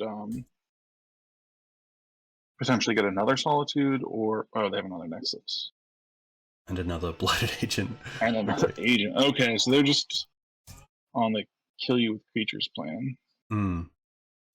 Oh my gosh. Okay, well now they only have one creature left. Okay. So the thought here is we have, like my initial thought is Solitude the Agent here, and then we have Wasteland for Inkmoth, but with 2 Inkmoth, it's pretty tough. Yeah, I'm potentially killing the Noble. Okay. If we draw like a Sky, if we have mana for the Skyclave. Opponent has said spells are overrated. I guess the other option, if we are we ever solituding the Nexus, or are we trying to answer them with Magus? Oh yeah, that's true. That is 2 turns. I think we're probably like somewhat safe to untap, because I don't think we don't have to. Yeah, Solitude, so at least they'd be able to see our draw. Okay. Nice. Okay. Simultaneously good and also not a land. So would you respect days here and not play anything, or would you play out the? They haven't cast a Ponder or Brainstorm yet. I yet. wouldn't play anything, but I don't think, not because of days. I think I want to pitch both spirits. Okay. Because I want to be able to, when we draw land, I want to be able to Skyclave something, and I want to be able to recruit Magus.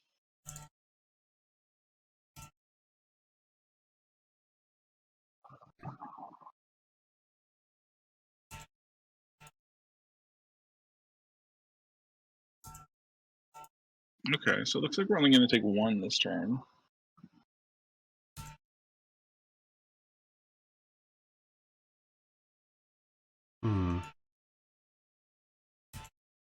So I guess we go here and here, and then and we first can strike damage first. And see what happens. Just gonna do this. Yeah. Yeah, that's fine too. So this happens, and then I think I would Solitude the Nexuses. Yep. Yeah, and now we're in like stellar shape. If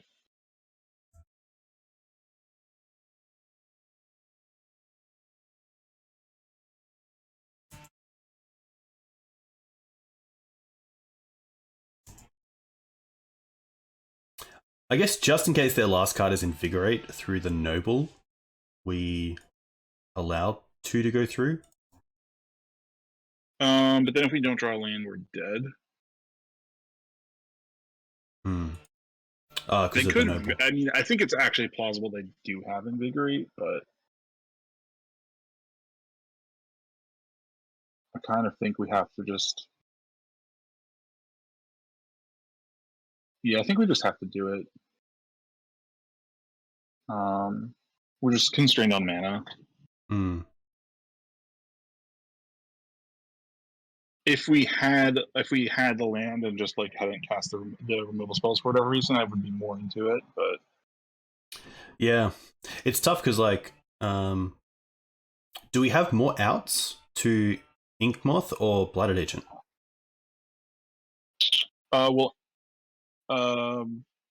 Any non-wasteland answers Agent, and wasteland answers Nexus. Yeah, so like even a basic is kind of an answer to Blighted Agent as well. Yeah, so like I think a basic or Caracas or So yeah, that's what pushes me there. And we'll just see if they want to commit, because we also haven't tapped any mana, so they might not go for Invigorate yet.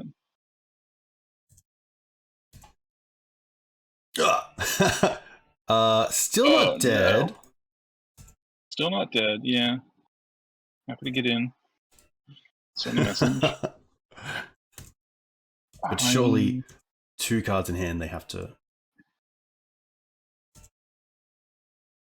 Like even a Pendle here would be 2 spirits in our hand?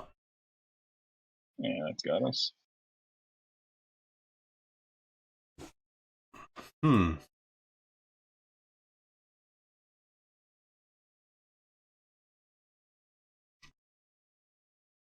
Ajano is quite nice in this matchup. Kind of forgot about that card. Yeah. Their pump spells can sort of counter it, but doesn't get got by daze or force. Yeah. Which is nice. It's a little awkward against Noble sometimes because you can't like always. You sometimes want to fire it off before they make the first move, but I don't think I saw anything in that game that makes me want to sideboard differently. Yeah, like I think even though like the blast effects line up really well to Blighted Agent, I think we have enough, especially on the play, answers to that. Hopefully. Yeah, so they have 4 brainstorms for force, 4 agent, and then usually like 3 to 4 ponders, I think. Hmm. But like, you're not really. It's not really a Reb ponder matchup. Hmm. Not a big fan of one-landers, even though the spells here are quite nice. Especially, yeah. Is a 2-lander with a turn 1 Deafening Silence into Stoneforge? Yeah, I definitely keep this. I think Chite goes away. Yeah, just because we can find it, which is nice. And also the Stoneforges being 1/2s is quite nice. Yeah. Basic or turn on Reb? Well, it's Vista, so we have to get basic. Oh, of course, yeah. Yeah. But at least Deafening Silence is quite nice. Yeah. Hopefully they don't have a hand like last time. Okay.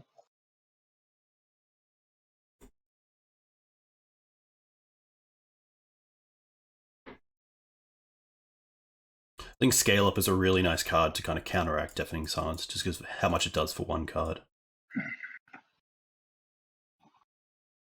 Okay.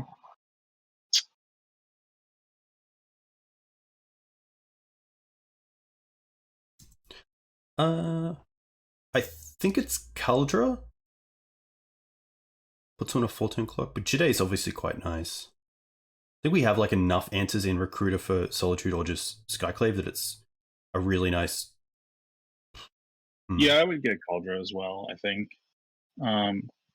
It loses to a very specific set of things, but we just don't have the mana to make Detail a reliable thing to work towards, really.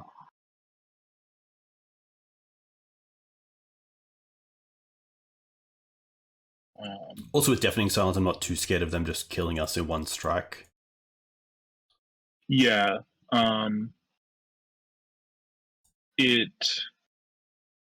If we if we got into Detail, we'd spend the next 2 turns entirely using it.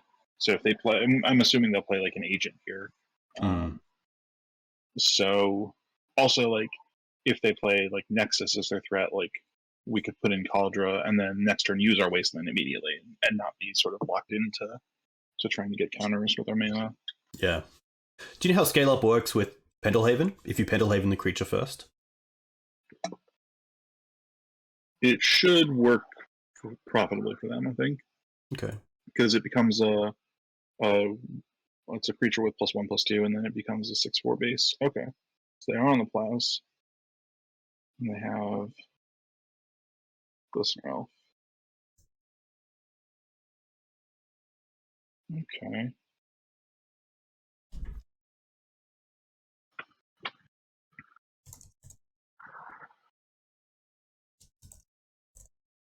I think I'm happy to recruit for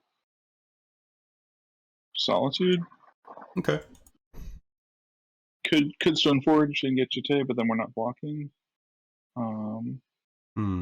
I also like assumes we draw land. Yeah. And they don't play Nexus. I don't really want to pitch other of our cards, but I think we'll need a Solitude at some point in this game. They have Force, okay. Wasn't even considering that as a bonus. Okay. 2 cards left. So white source cleans up this board pretty nicely. Nice. Alright, nice. I will get Plateau here because it turns on Yeah, blast. yeah. I think that's a great get.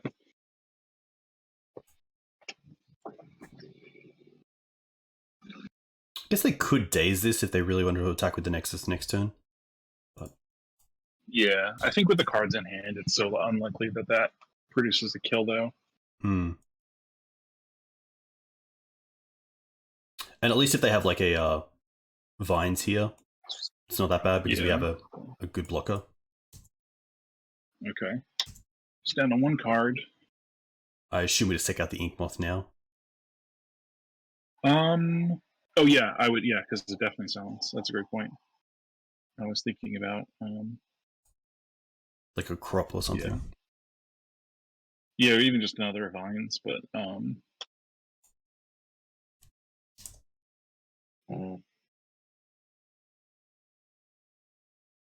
what are you doing, opponent? Don't want to draw more traps, I guess. All right. Okay, that's pretty nice because that means no one spell. Yeah, like unless this block is just 100% free to go through, unless it's a noble. Yeah, which I assume maybe just means they won't attack here. Yeah, or they have another elf, or they have a it's called Blighted Agent. Yeah, but or Pendle. Pendle would be pretty good. Yeah.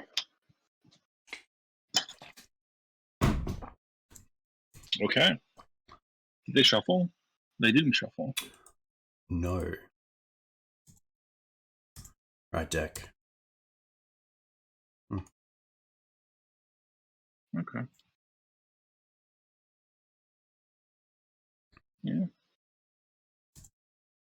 I guess last turn as well, or the turn where we went to go get Solitude with Recruiter, we could always, the following turn, untap and get Yorion and pitch that, which is pretty nice. Yeah, that's true. A lot of live draws now. Not a land. Yeah, lands are great. Okay. Now less interested in trying to get counters, even if we draw land. Only one card left for them as well. Yeah. Which, like, still no great attacks. Presumably it's not a pump spell because they would have, if it was a pump spell, they would have attacked first, presumably, with the ability to kill. But I'm also just always happy to try to kill this. If you go Hellbent, like, I think their last card is most likely, like, more likely to be like a Force of Vigor, but yeah, like the Commandment's here is fine, especially with no trample. That's a huge win for us. So now they just lose if we draw a land.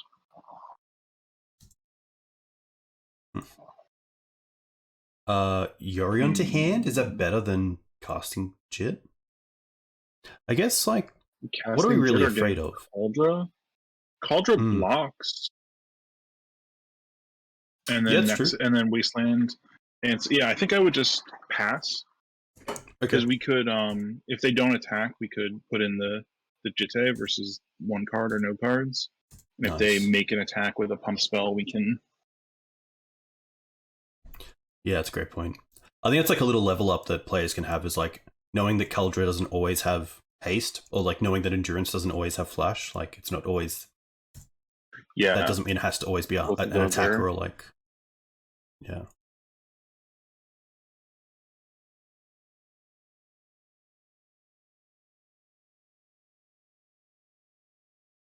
One, two. Ooh. Is this swords? No, that must be animating. Okay, good. It's animating. Okay.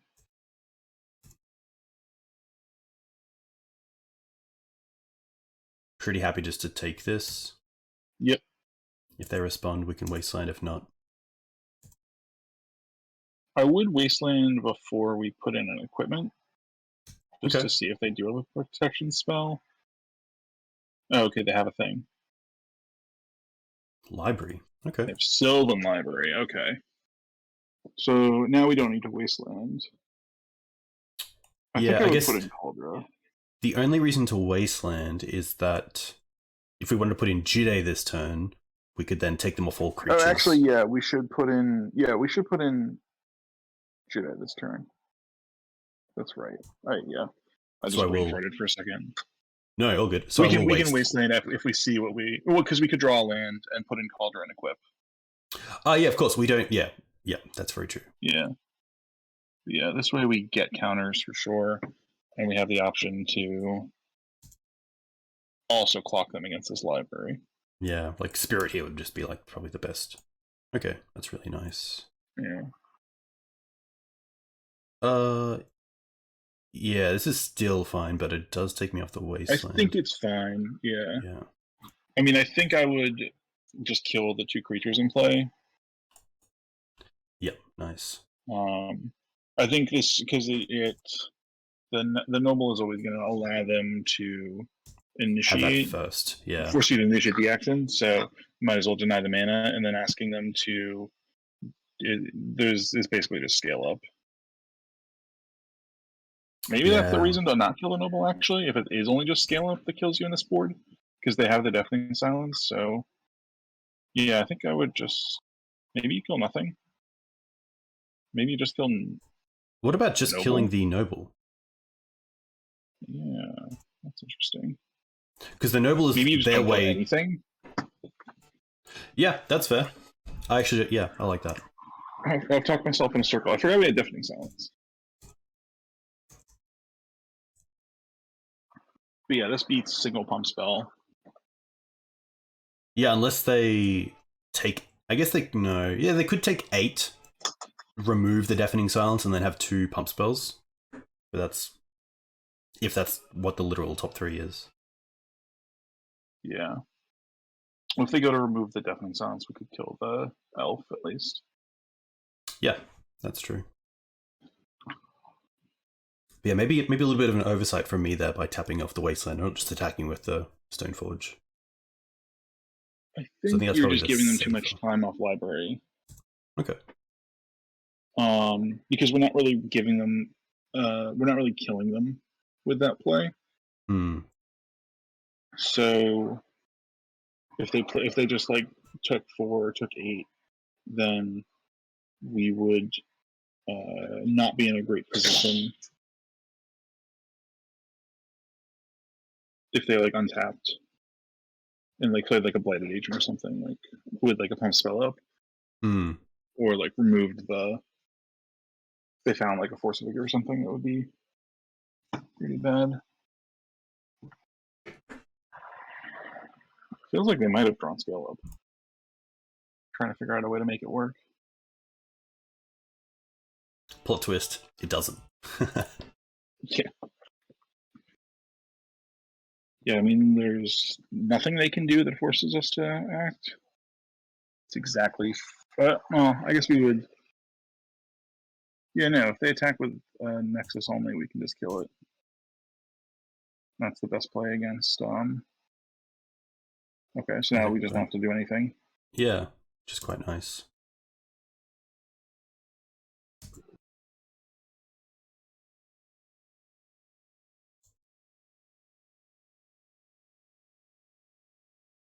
Is there any reason here to try to kill something on their turn? Okay. Yeah. I guess because we can. Yeah, we also just have like attack and pump. They would need plow plus like. Yeah. Nice. Yeah, if we were gonna go for lethal that way, I would equip on the Stoneforge and attack. And... Yeah, cool.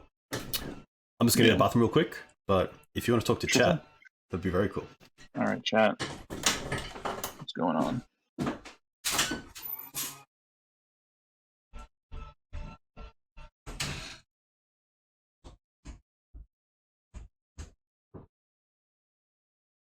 Hey, Sleepy, how's it going?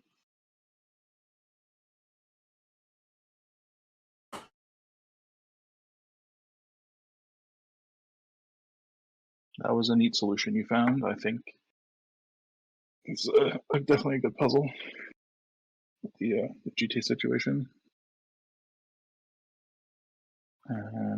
Good. It doesn't feel like Friday, but somehow we got there.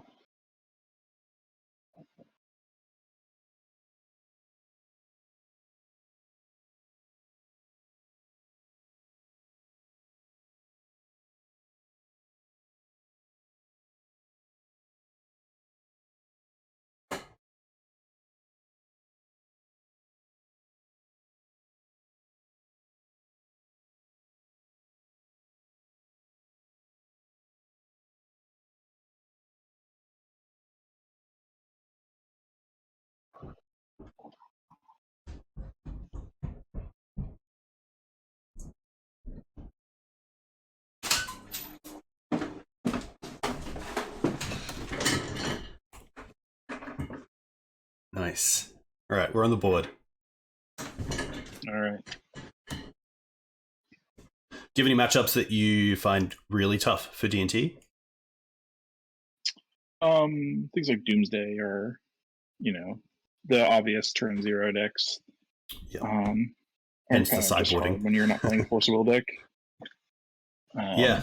Yeah, anything you look at the sideboard for and see 5 or 6 cards for is probably in there. Yes.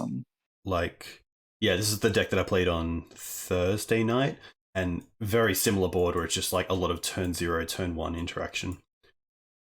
Because just like D&T, like the main deck is really good against the mid-range control decks, so just to have a lot of hate for combo is where I want to be. But the deck was sweet. Like, there's not as much synergy in the deck as D&T for like ETB effects and flickering creatures, but the consistency of the deck was really surprising. Like the 4 onces and the green suns just made this really nice, and a lot of the hand just kind of came together like a regular Maverick deck, which was cool. Yeah, that looks pretty interesting. Nice.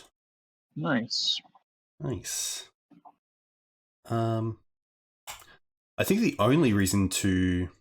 No, I was going to say the only reason to lead on Prismatic Basic Mum is if they go like turn 1 Moon, and then we have all our mana.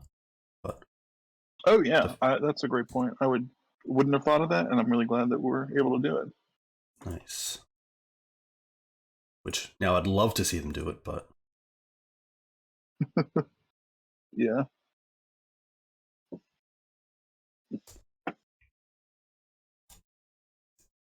bulk.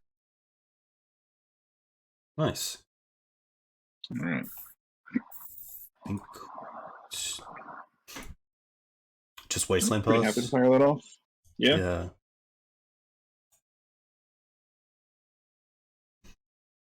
Also, just to have like basics in this matchup, including the basic mountain, is really nice. Yeah, that's a pretty big game. And like, yeah. I'm a big proponent of probably respecting days here and just untapping and swordsing. Oh yeah. Yeah, even if we draw a 2-drop. Oh, this build. Yeah, even if we draw a 2-drop, we can then play that around days the following turn, and yeah, exactly. The only 2-drop that would be punished is like drawing Timeless Dragon. Yes, very true. But not really even a punish because always happy to play off curve with critical spells. I guess like Thalia is a 2 I would jam if we didn't have the plow, but let's see this Ledger Shredder. Come on, 2-drop. That. Yeah, I would fire it off now.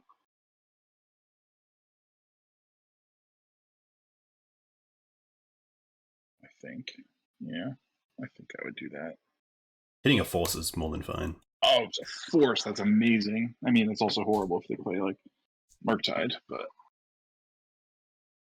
yeah, that's always a bit of a juggle in regards to a deck like Maverick that might have a mix of like prismatic endings and swords, and knowing how much time you should give yourself to draw into a sword, like a prismatic ending, instead of using a swords on an early creature.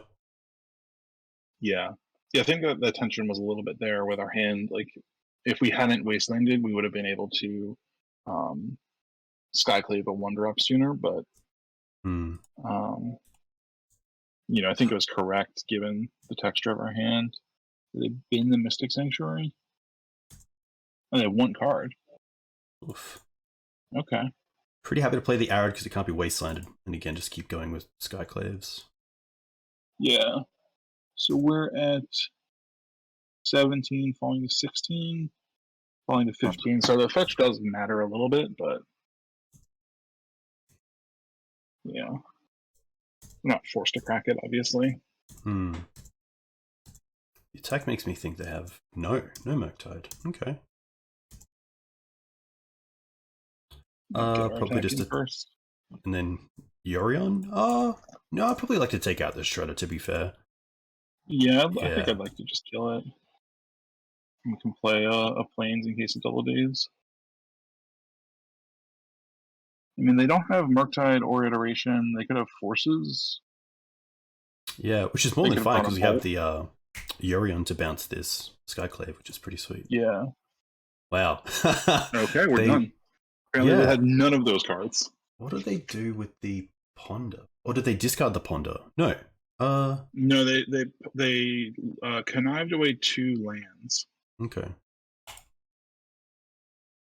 Look, we take and those. Ponder. I mean, yeah, we take those. That's pretty happy. Is this like a 5 blast matchup? Yeah, I think this is 5 blasts. I guess I don't know 100% the counterbalance ledger shredder configuration of Delver, but you know, I'm pretty happy to take out things like Magus, and usually it's fine to go down on Cauldra because they don't tend not to have a Braid and tend to have Brazen Bar. Yeah. They do have Unholy Heat, so or Batterskull's not 1,000% safe, but Yeah. cut things like Cathar Commando. Yeah, you did that. And then it's usually like a Spirit and a Thalia is my last 2 in the situation. Yeah, nice.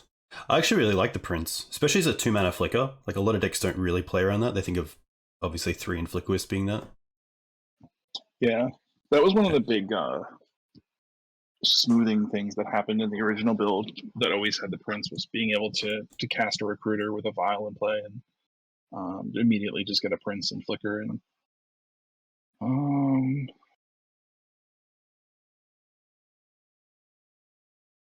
this is like only a small thing, but like that is like 1 attack from a Delver in the mana base. Yeah, it's also just no removal. Like if we had a Skyclave, I think I could maybe talk myself into keeping this hand. Yeah, especially on the draw. On the draw versus 7, I just don't think I'm in for it. Yeah, which is tough at first glance. You're like, oh sweet, a lot of these cards line up well. Let's keep got this. the spells, but like, yeah, they could just turbo so much. Like if they play like Darcy into Shredder, oh god.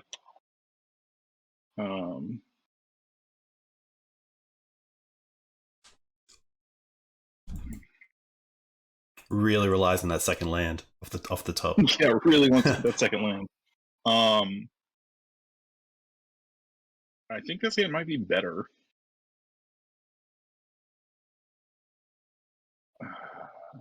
So this is. I think this is a pretty sweet 5. Like 3 lands, 2 spells is probably better than 1 land, 5 spells. Yeah. There we go. Look at that. All right, perfect. I think Solitude can definitely go because we have double sword if we want double sword. Solitude for sure. We could throw away the land and just play a Vial game. That's pretty bad though. We could just get rid of the Vial.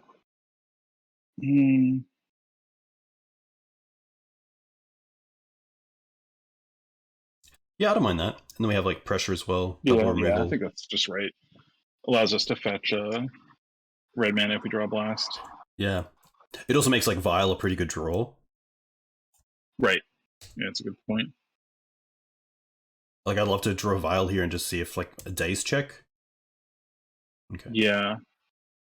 Well, now we can Daze check next turn with the Specialist. Or well, I mean, we could out here, but I'm kind of fine to take the 1. Because if we play Stoneforge into Daze and get Daze, then if we draw land, we can Specialist it back. And then we're protecting our critical spells from Daze. Yeah, it's a great point. Ooh, Sprite Dragon. Interesting. Sprite Dragon. Okay. Conan's doing some things. Apparently, Ledger Shredder is not enough. But especially in a counterbalance build. Huh. Now I'd like to play Sprite Dragon and play Mom, I think. Yeah. Nice. Think off Plateau. So we're already exposed to Wasteland? Yeah. I think that's something that I can definitely work on in my game, especially with Maverick, is like not trying to be too cute with basics and just like flood my board with jewels into a Wasteland deck. Yeah. Because then you can I get mean, really it would be nice specifically in a 4 Caracas deck to have a plains, and that way if we draw one of the 3 Caracas, we're not and get wastelanded. Like if they draw wasteland, they're 100% to kill our plateau. Yeah. Whereas otherwise they'd have to kill Caracas.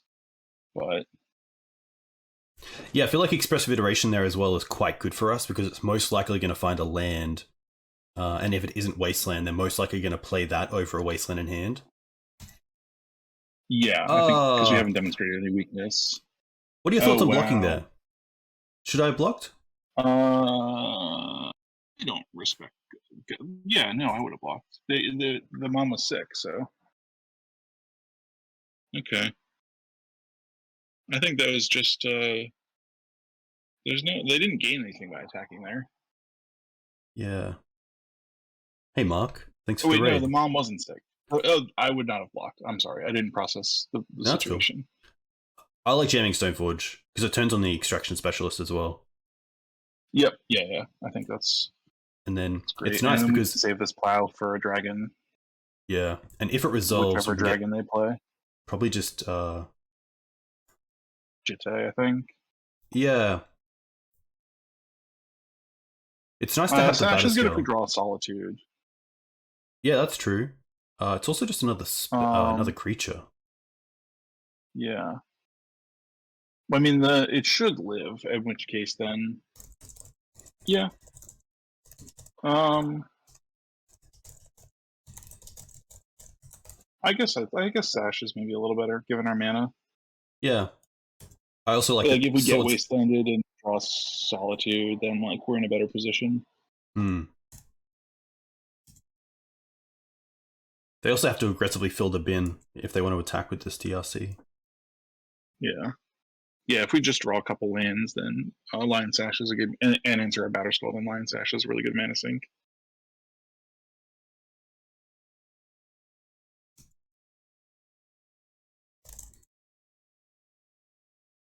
Weird they didn't get Mystic Sanctuary. Yeah.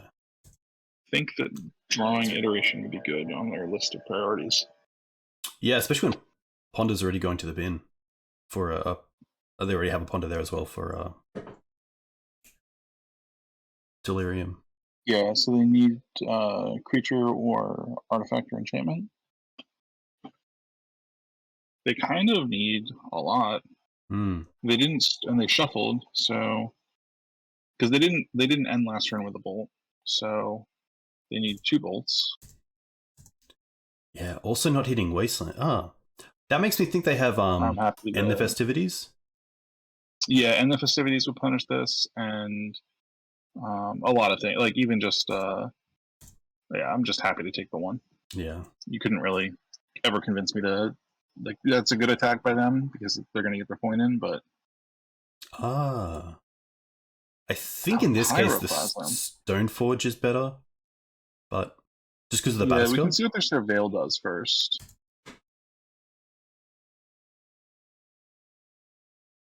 Okay, that's cute. So I guess blocking would have been good. Yeah, I would protect the Stoneforge, and if they have the second bolt, then they played pretty well. They have heat, so I guess that's why they had the Power Plasm. Was why they didn't want to kill the mom. Oh, they knew the bauble was on top.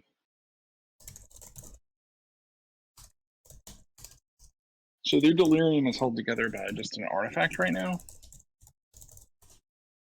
Oh. I think I'm happy to play Spirit, but... Yeah, make most of our mana.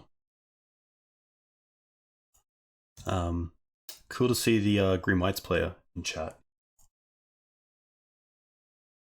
Oh, nice. Oh shit. This, because we did find a line. Thanks to Sleepy. Oh yeah, that was Okay.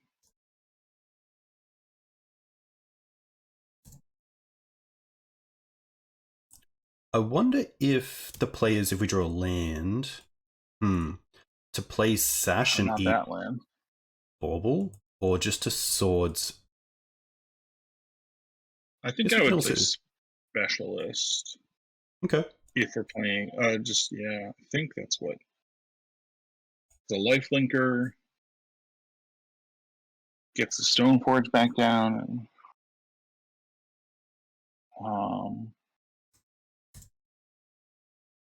if it was a regular land, I would be more into the Lion Sash play because it's pretty easy for them to find Delirium again, I think. That's very true. So without like without us knowing that we're developing our mana, then I don't really want to play into a situation where we have to. Second Pyro. Okay.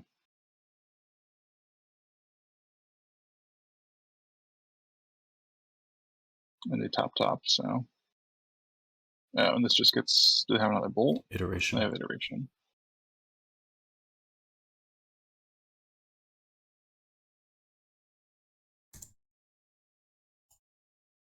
Okay. Yeah, I mean, they still only have one.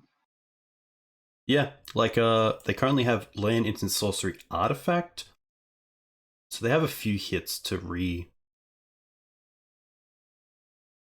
Yeah, I mean, I think we are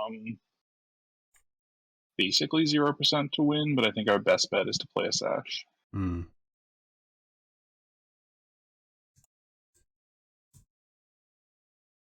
It's just so likely for them to enable Delirium and also have a Bolt, because they haven't cast a Bolt.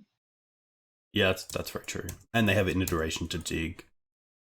Yeah, they have an iteration. They topped a card as well below the iteration.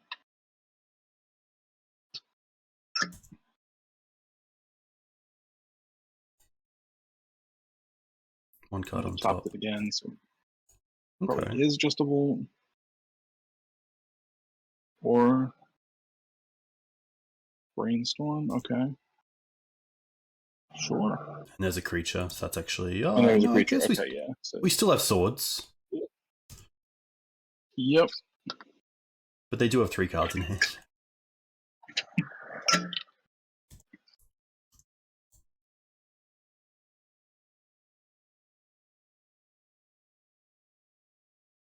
Okay. Alright, you know. So if And we don't play... there it is. Alright. Okay, yeah, then there's the Bolt. Good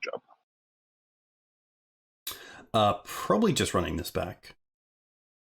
Yeah, I think that's... Yeah, I don't think there's really any changes.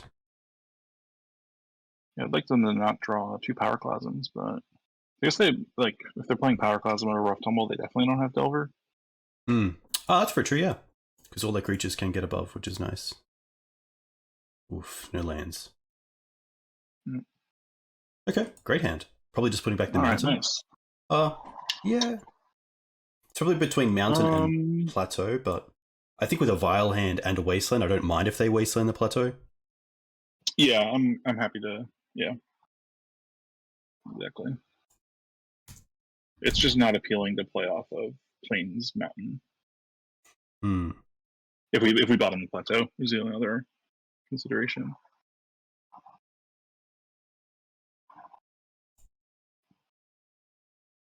Nice.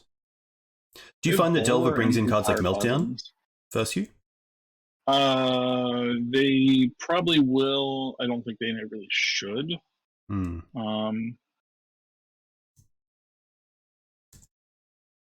Because I think they should versus Saga, but I don't think they should just answer Vials.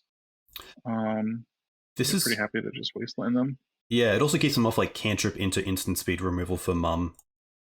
Yeah, it's just so likely that they won't have mana up to kill our Mom, and then we'll be able to develop Thalia off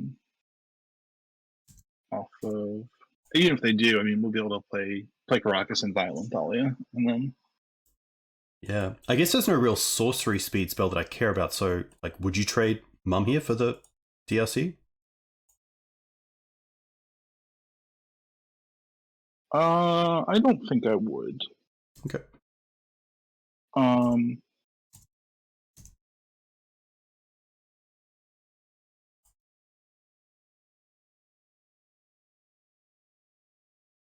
mean, I think they're very likely to have an instant. Ooh. So the reason I wouldn't want to trade is because they're only going to allow it to trade if it's profitable for them.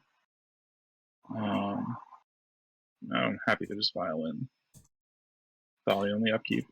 Yeah, or if they fetch, no fetch. Yeah. Nice. It's weird. What is they kept like a ledger shredder, I guess? Yeah, Shredder just being a 1/3 is really annoying. Yeah. It's like the old Thalia with Exalted doesn't beat Endurance. It's just the worst feeling.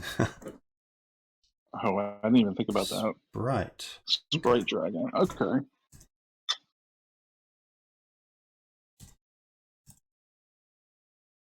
Does knowing about Pyroclasm make it less appealing next turn just to tap out for Yorion? Would you rather wait to turn 4 to hold up Caracas? Yeah, I would wait. For sure. Here I'm probably happy to put this to 3. Because then we can cast a 2-mana spell and also hold up the Caracas, which is nice. Yep. Bang. Spell. Alright. That's a spell. Nice insurance when this file gets to 5, certainly. They still only have lands in the bin. They only have lands. I am not inclined to attack. Yeah. I just don't want to trade 2 for 1. Yeah. It's one of the annoying things, I guess, about Yorion is that like you can't just like have the option to keep your vial on 2 and attack with your Thalia and be able to Caracas and put it back in.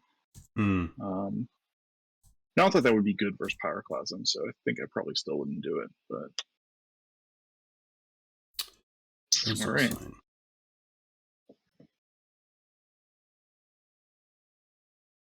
Keep.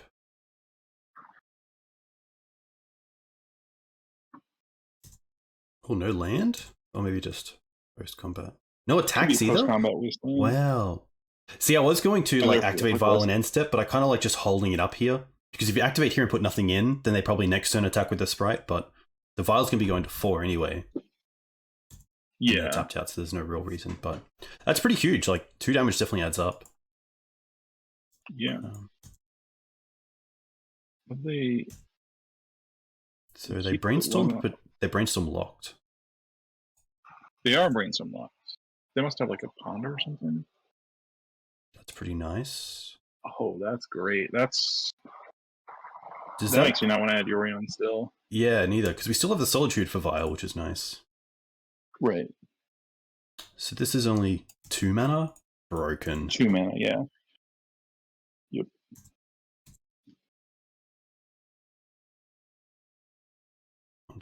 Sure. Yeah, Thalia are really nice here as well because it stops the Sprite from being able to get above it.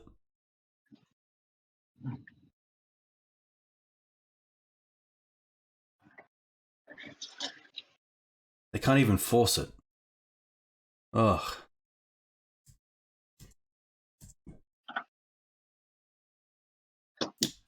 Probably more happy just to take out the Sprite. I think I would...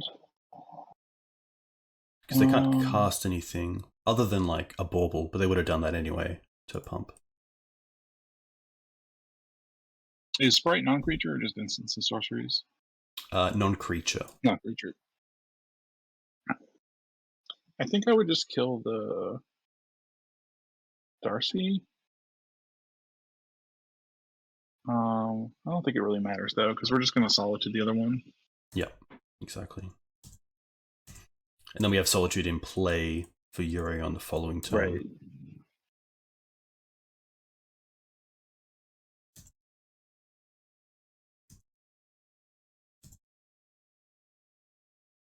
Nice.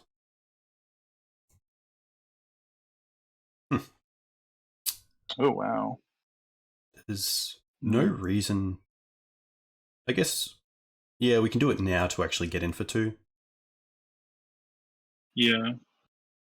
The only other thing is we could add Yorion and just pass, but there's no real reason to give them value off the Dragon Waves Channeler. Yeah, also... I probably would just play the Dragon too. Yeah. It's like there's some tension where if they because they can't play Pyroclasm plus Bolt Solitude. Mm. So we'll always have our, sort of answer to a Murktide available. Ooh. They have Meltdown. Okay. Okay. Cool. It's not that That's bad fine. either. Yeah. Like this Solitude gaining life is just huge as well. There's a land for Yorion too. And play. Nice. Yeah, going up to nice 17. Pyroclasm still just trades 1 for 1. If they do draw it.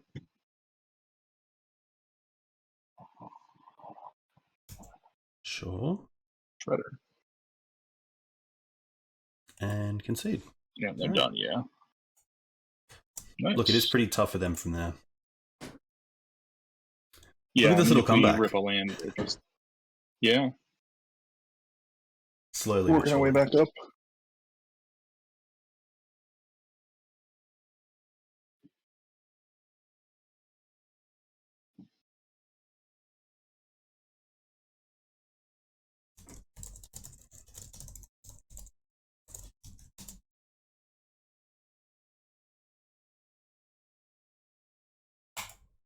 Oh, I've never seen this avatar. With the Howling? Is that a new one? I think that's Midnight Hunt. Okay. Pretty nice hand. That's Liesa. Yeah. Yeah, that sounds great. Oh no. Hand is less great against a deck that happily goes to 5. But we do have a Caracas if they're Reanimator. Oh. Alright.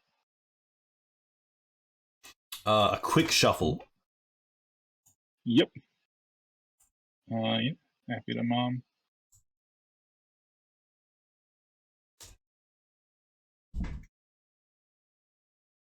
Okay. Another quick shuffle. Okay. Find a Delta. I think next turn's probably just going to be Caracas. Bolt, this has to be a combo. That's actually quite nice. Yeah. Next turn. Yeah. Oh, days. Maybe Doomsday? Okay. Could be. I probably don't want to attack you just in case. I'm not gonna attack. Yeah. I don't. Yeah. Could be like a 5 on Delver that's just awkward, where they've found a bunch of cantrips but no threat. Right. Swamp. Okay. Well, that makes me think it's Swamp. going to be. Okay. Yeah. Okay. And goodbye to Second Spirit. And... file. Yeah, it's just gonna be Sash, hold up Sash. Yeah, and probably attack with the mom. Yeah, mom can attack now. Is Vile better than Sash? There's 1, 2, 3, 4 targets. Yeah, I think I would just eat. I don't think this Vile's gonna matter. Cool.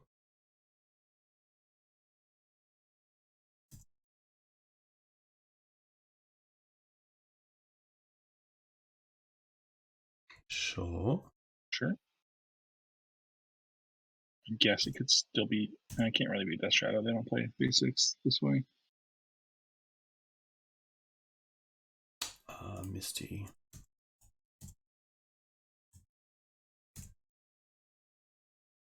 Beautiful. Probably the best draw we could have. Nice one.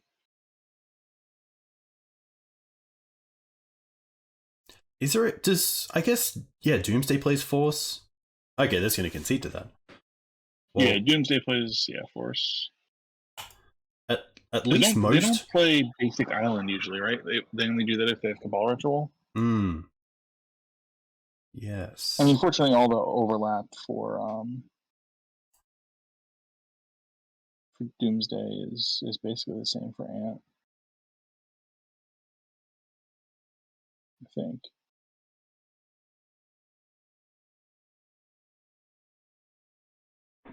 What did we take out last time? Distraction and 2 Skyclaves. Yeah, maybe Timeless Dragon was a cut last time. Oh yeah, I think Extraction Specialist is fine versus these discard decks because if they take your Thalia, you can put it back into play. great point. Um, It's as if you play this deck. There's just something, some little trigger. All right, Yorion, nice. all right.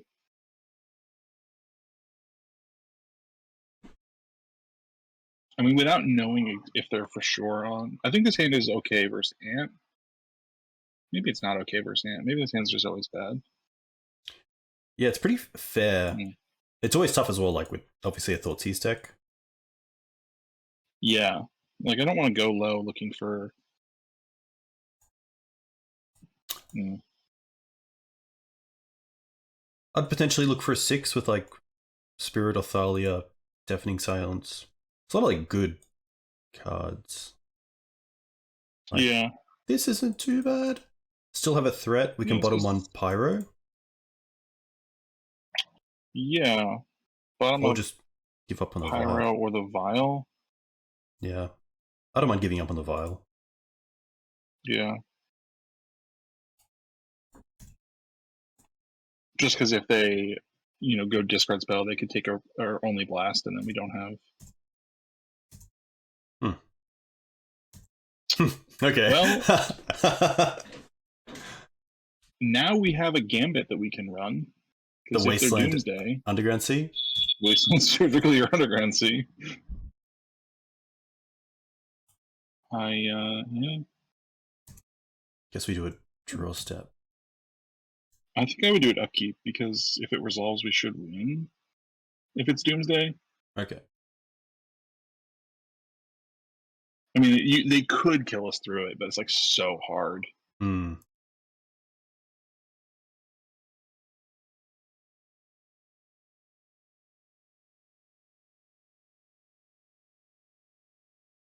I mean, yeah. Massacre. It is Doomsday. Okay. It is Doomsday. As I say, because Ant doesn't lose to this at all, so. So they do have an island and a swamp that they can operate off of. And the hand isn't that great either. The hand is not great. They can brainstorm. I guess off the they can pedal. get the brainstorm, or they can get the island. They only have 2 more petals in deck. Hmm. I guess they do have they have Cabal Rituals. They only have 4 fetches for Swamp. Yeah. Did they wait? Where did their basic Swamp go? Did they sideboard it out? Yeah. Interesting. Huh. Okay. Why didn't they force that? I mean, I guess they can't. Why did they brainstorm? I think they had to brainstorm and potentially force that. Well, now we're going to Pyroblast this brainstorm, and okay, they're not going to let us do that, I guess, because they could just find Doomsday here and kill us. Yeah. All right. Okay. Appears they did not.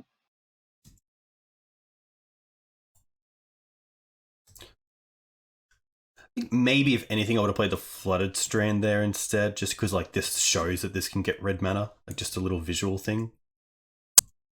I would play this because there's a world where we would fetch Mountain. Okay. And just never.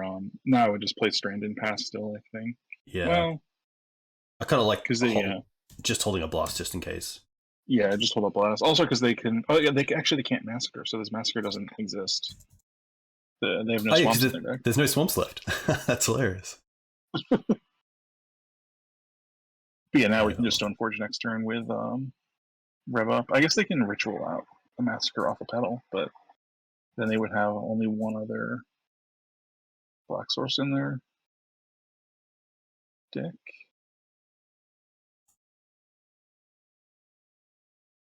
And we can just get this back, thankfully, with Extraction Specialist. I guess if they force this, I'm pretty happy to Pyro to protect. Yeah, I wouldn't want to. I would Rev just so that I guess Duress is gonna Thoughtseize is gonna mess. They can't Thoughtseize. keep worrying about these things that just aren't things. Pitching a force negation. Okay.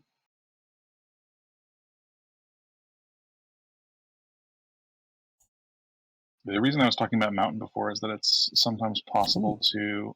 Okay, days, sure. Sometimes you can fetch Mountain and then either like Blood Moon yourself off of getting massacred, or play out like Caracas. And yeah, that's cool. It's a quick shuffle. All right, Specialist, get back. I think it's still just Specialist, get back, Stoneforge, hold up Pyro. Yeah, I think that's faster than... We could Skyclave them off a pedal, but Yeah, with the ritual, I don't think that matters, but... Yeah. I think just... It's going to be really hard for them to make a pile that both kills through Reb and beats Kaldra. Like, that doesn't pass the turn. Yeah. Because they don't have Doomsday, so they need to have a way into the pile as well as Doomsday, is, I guess. And then most piles that would go off without mana are piles that lose to ideas.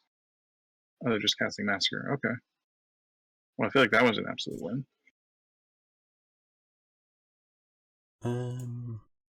We're just going to recruit it for another Stoneforge and play it?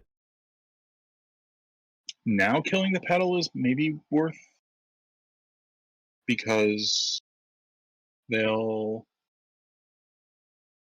be on one pedal left in deck, and they don't have a ritual in hand. Yeah. You could even get Commando, but I think pedals. You could also just get Thalia and cast Thalia. Like, I'm not really sure how they beat a lot of things. Because, yeah, quickly looking at this. So they've already used a pedal. All the underground seas are gone. So they only have the one pedal and LED, but LED doesn't line up very well. Yeah, I think Stoneforge is still just good, unless you like care about days.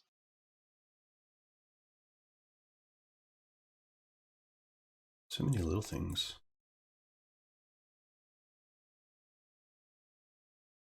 Could even get Prince just to buy a turn and then see what they do. Yeah, could just Prince, and yeah.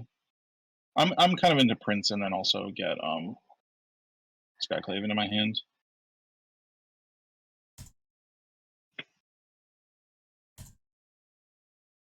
Does Doomsday put pedal back into the deck? It can, yeah. Okay.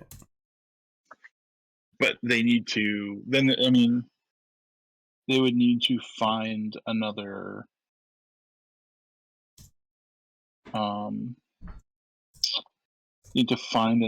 pedal and another ritual to cast the Doomsday in the first place. Yeah, look at that Wasteland Surgical. Who would have thought? Nice. Where are we? That was an exciting one. Yeah, always nice to like come back as well from an O2. But yeah, deck was... Yeah, I probably dropped too many O2s. Come on, Jason. Have more faith. Well, it's just like the EV, like the prize return is not... Like if I'm gonna start out, I'd rather start out a League 3-0. Yeah, that's true. And then my next win gets me 4 extra chests, whereas like it's less. I mean, yeah, I'm not sure if it's actually profitable to do that, but nice. But yeah, really nice to come back. Obviously, a win against Doomsday is nice. When you said that you weren't a big fan of the matchup, which I don't think they always go that way, but yeah, really cool to play. Yeah, like usually do not surgical underground sea out from under them. Yeah, that's one of those lines that can be pretty tilting. Like there is a hashtag don't surgical that Twitter feed for a reason, but I think it's probably one of the better things to do against Doomsday when it's just but yeah, it's definitely a plan. Yeah. I guess they won't sideboard out basic swamp again. Yeah, very true. Yeah, that was a really good pickup from you. I didn't even think of looking at like their basics that we saw in game one to see if they still had it in the deck. But yeah, lined up really well with what we're going to do, which is just deny them black mana. And extraction specialist, they're really nice. There's pretty much a 3-for-1 if they want to remove it, because you get back Stoneforge and then you get something off the Stoneforge as well, which is pretty nice. Yeah. Yeah, it's a faster recruiter against these disruptive combo matchups that can take away your hate. Yeah, and it's also nice having to recruit another copy. Yeah, exactly. Just like one extra way to turn on the graveyard as a resource outside of Timeless Dragon for D&T, because technically the deck doesn't really have in the past a way to utilize the graveyard. I guess Line Slash now as well, like just allows you to get that little bit of incremental advantage from using the graveyard. Yeah, absolutely. But I think the stream today was a pretty good showing of why the Red Splash is a pretty good choice in different metas. Like just having extra ways to deal with counter magic or punishing like cantrips, or obviously dealing with threats like Shredder or Blooded Agent is pretty nice. Yeah, additional Sword Splashers effects effectively, as well as combo. Disruption is a nice split card to have access to. Yeah, exactly. What are your thoughts on Sanctum Prelate? I think the big card that people think of is Prismatic Ending, which kind of lowered its stock a lot, but is there any sort of other factors you think of? I think the card used to be really great against Delver, and now is a card that you actively side out. So if you look at it from the perspective of, I can't afford to shut off my Swords of Flashers against Delver, and they also have Expressive Iteration to go around it. And also coupled the fact that Control has so many different ways to interact with it, whether it's ending like you pointed out, or even just Teferi to sort of buy a turn and get a reprieve from under it. It's just not an impactful card. So it's really only for combo and lands, I suppose. But in this build you have Magus to fight lands, and I thought about sideboarding it, but I think it's just not an impactful sideboard card either, compared to some of the other haymakers you have access to. Yeah, exactly. So it's just kind of a weird confluence of like falling off in main deck matchups, and then not being quite good enough, which is wild because that used to be like a card you'd see like 2 main deck copies and 1 in the sideboard or something like that. Yeah, exactly. Like I think Gaddock Teeg is a pretty good comparison for Maverick players of a card that used to be like lights out for a lot of decks, and now is just actively like not that great. Yeah. I sent someone my green-white map, sideboard map, and they were like, "What do you play Teeg for? It's not coming in anywhere." I'm like, "Huh, I guess it's not." Yeah, especially with Minsk. Like if more players, especially control players, are going to start splashing like Karakas in their blue-white control decks, and it's another way to deal with Teeg. Like it's Dressed Down is probably the big card that sums up a lot of reasons why different cards don't see play. Like people might think of like Thrun over like Questing Beast or Shifting Ceratops in Maverick, but it's like Dressed Down, man. Like Dressed Down is just the epitome. Yeah, answers everything except Magus. Yeah, as we saw, which is really nice. But yeah, that's a great point about like sideboarding cards like Prelate, where you just want kind of hammers. Like I find with decks like D&T and Maverick, you just want to have like turn 0, turn 1 plays to then get your creatures into play turn 3 and 4, because I think the deck already has great plays like Thalia or Spirit of Labyrinth, or like for Green Sons of Oof or Gaddock Teeg on turn 2. That you just want to be able to buy time to get those turns. You don't want to have extra copies of cards for those turns. Yeah, I think Legacy is sort of the games have compressed a lot. Whether it's some of the fire cards are presenting traditional threats in a faster way, or just the combo decks have become so much more tuned and efficient that your critical turns happen earlier and earlier. Yeah. So you want your answers to be as strong as possible to combat the strength of the threats. Yep. Yeah. Great points. A huge thing for coming online. It's obviously a pretty busy time in your life with work and crushing MTGO and the family. So very much appreciate you coming on and streaming the deck with me. Seems like chat really enjoyed it, which is awesome. And D&T content always does really well on YouTube, which is nice. Yeah, it's awesome. Thanks so much for having me on. This was a lot of fun, and it's always so much. It's always so neat to see how someone else would play the deck and what their instincts are. It's like one of the best learning opportunities I think that exists for legacy players. To watch someone else play your deck and yeah, definitely. learn how, I think it's great. I've definitely started becoming more of a why person than just, yeah, that seems cool. Like definitely asking the why people do different plays and like what cards they're playing around, or maybe what they're thinking about doing the following turn that makes their play this turn line up. So yeah, no, it's always nice to talk through lines with other people, especially specialists, and yeah, see how maybe something you didn't think about goes in the way of how like a game progresses.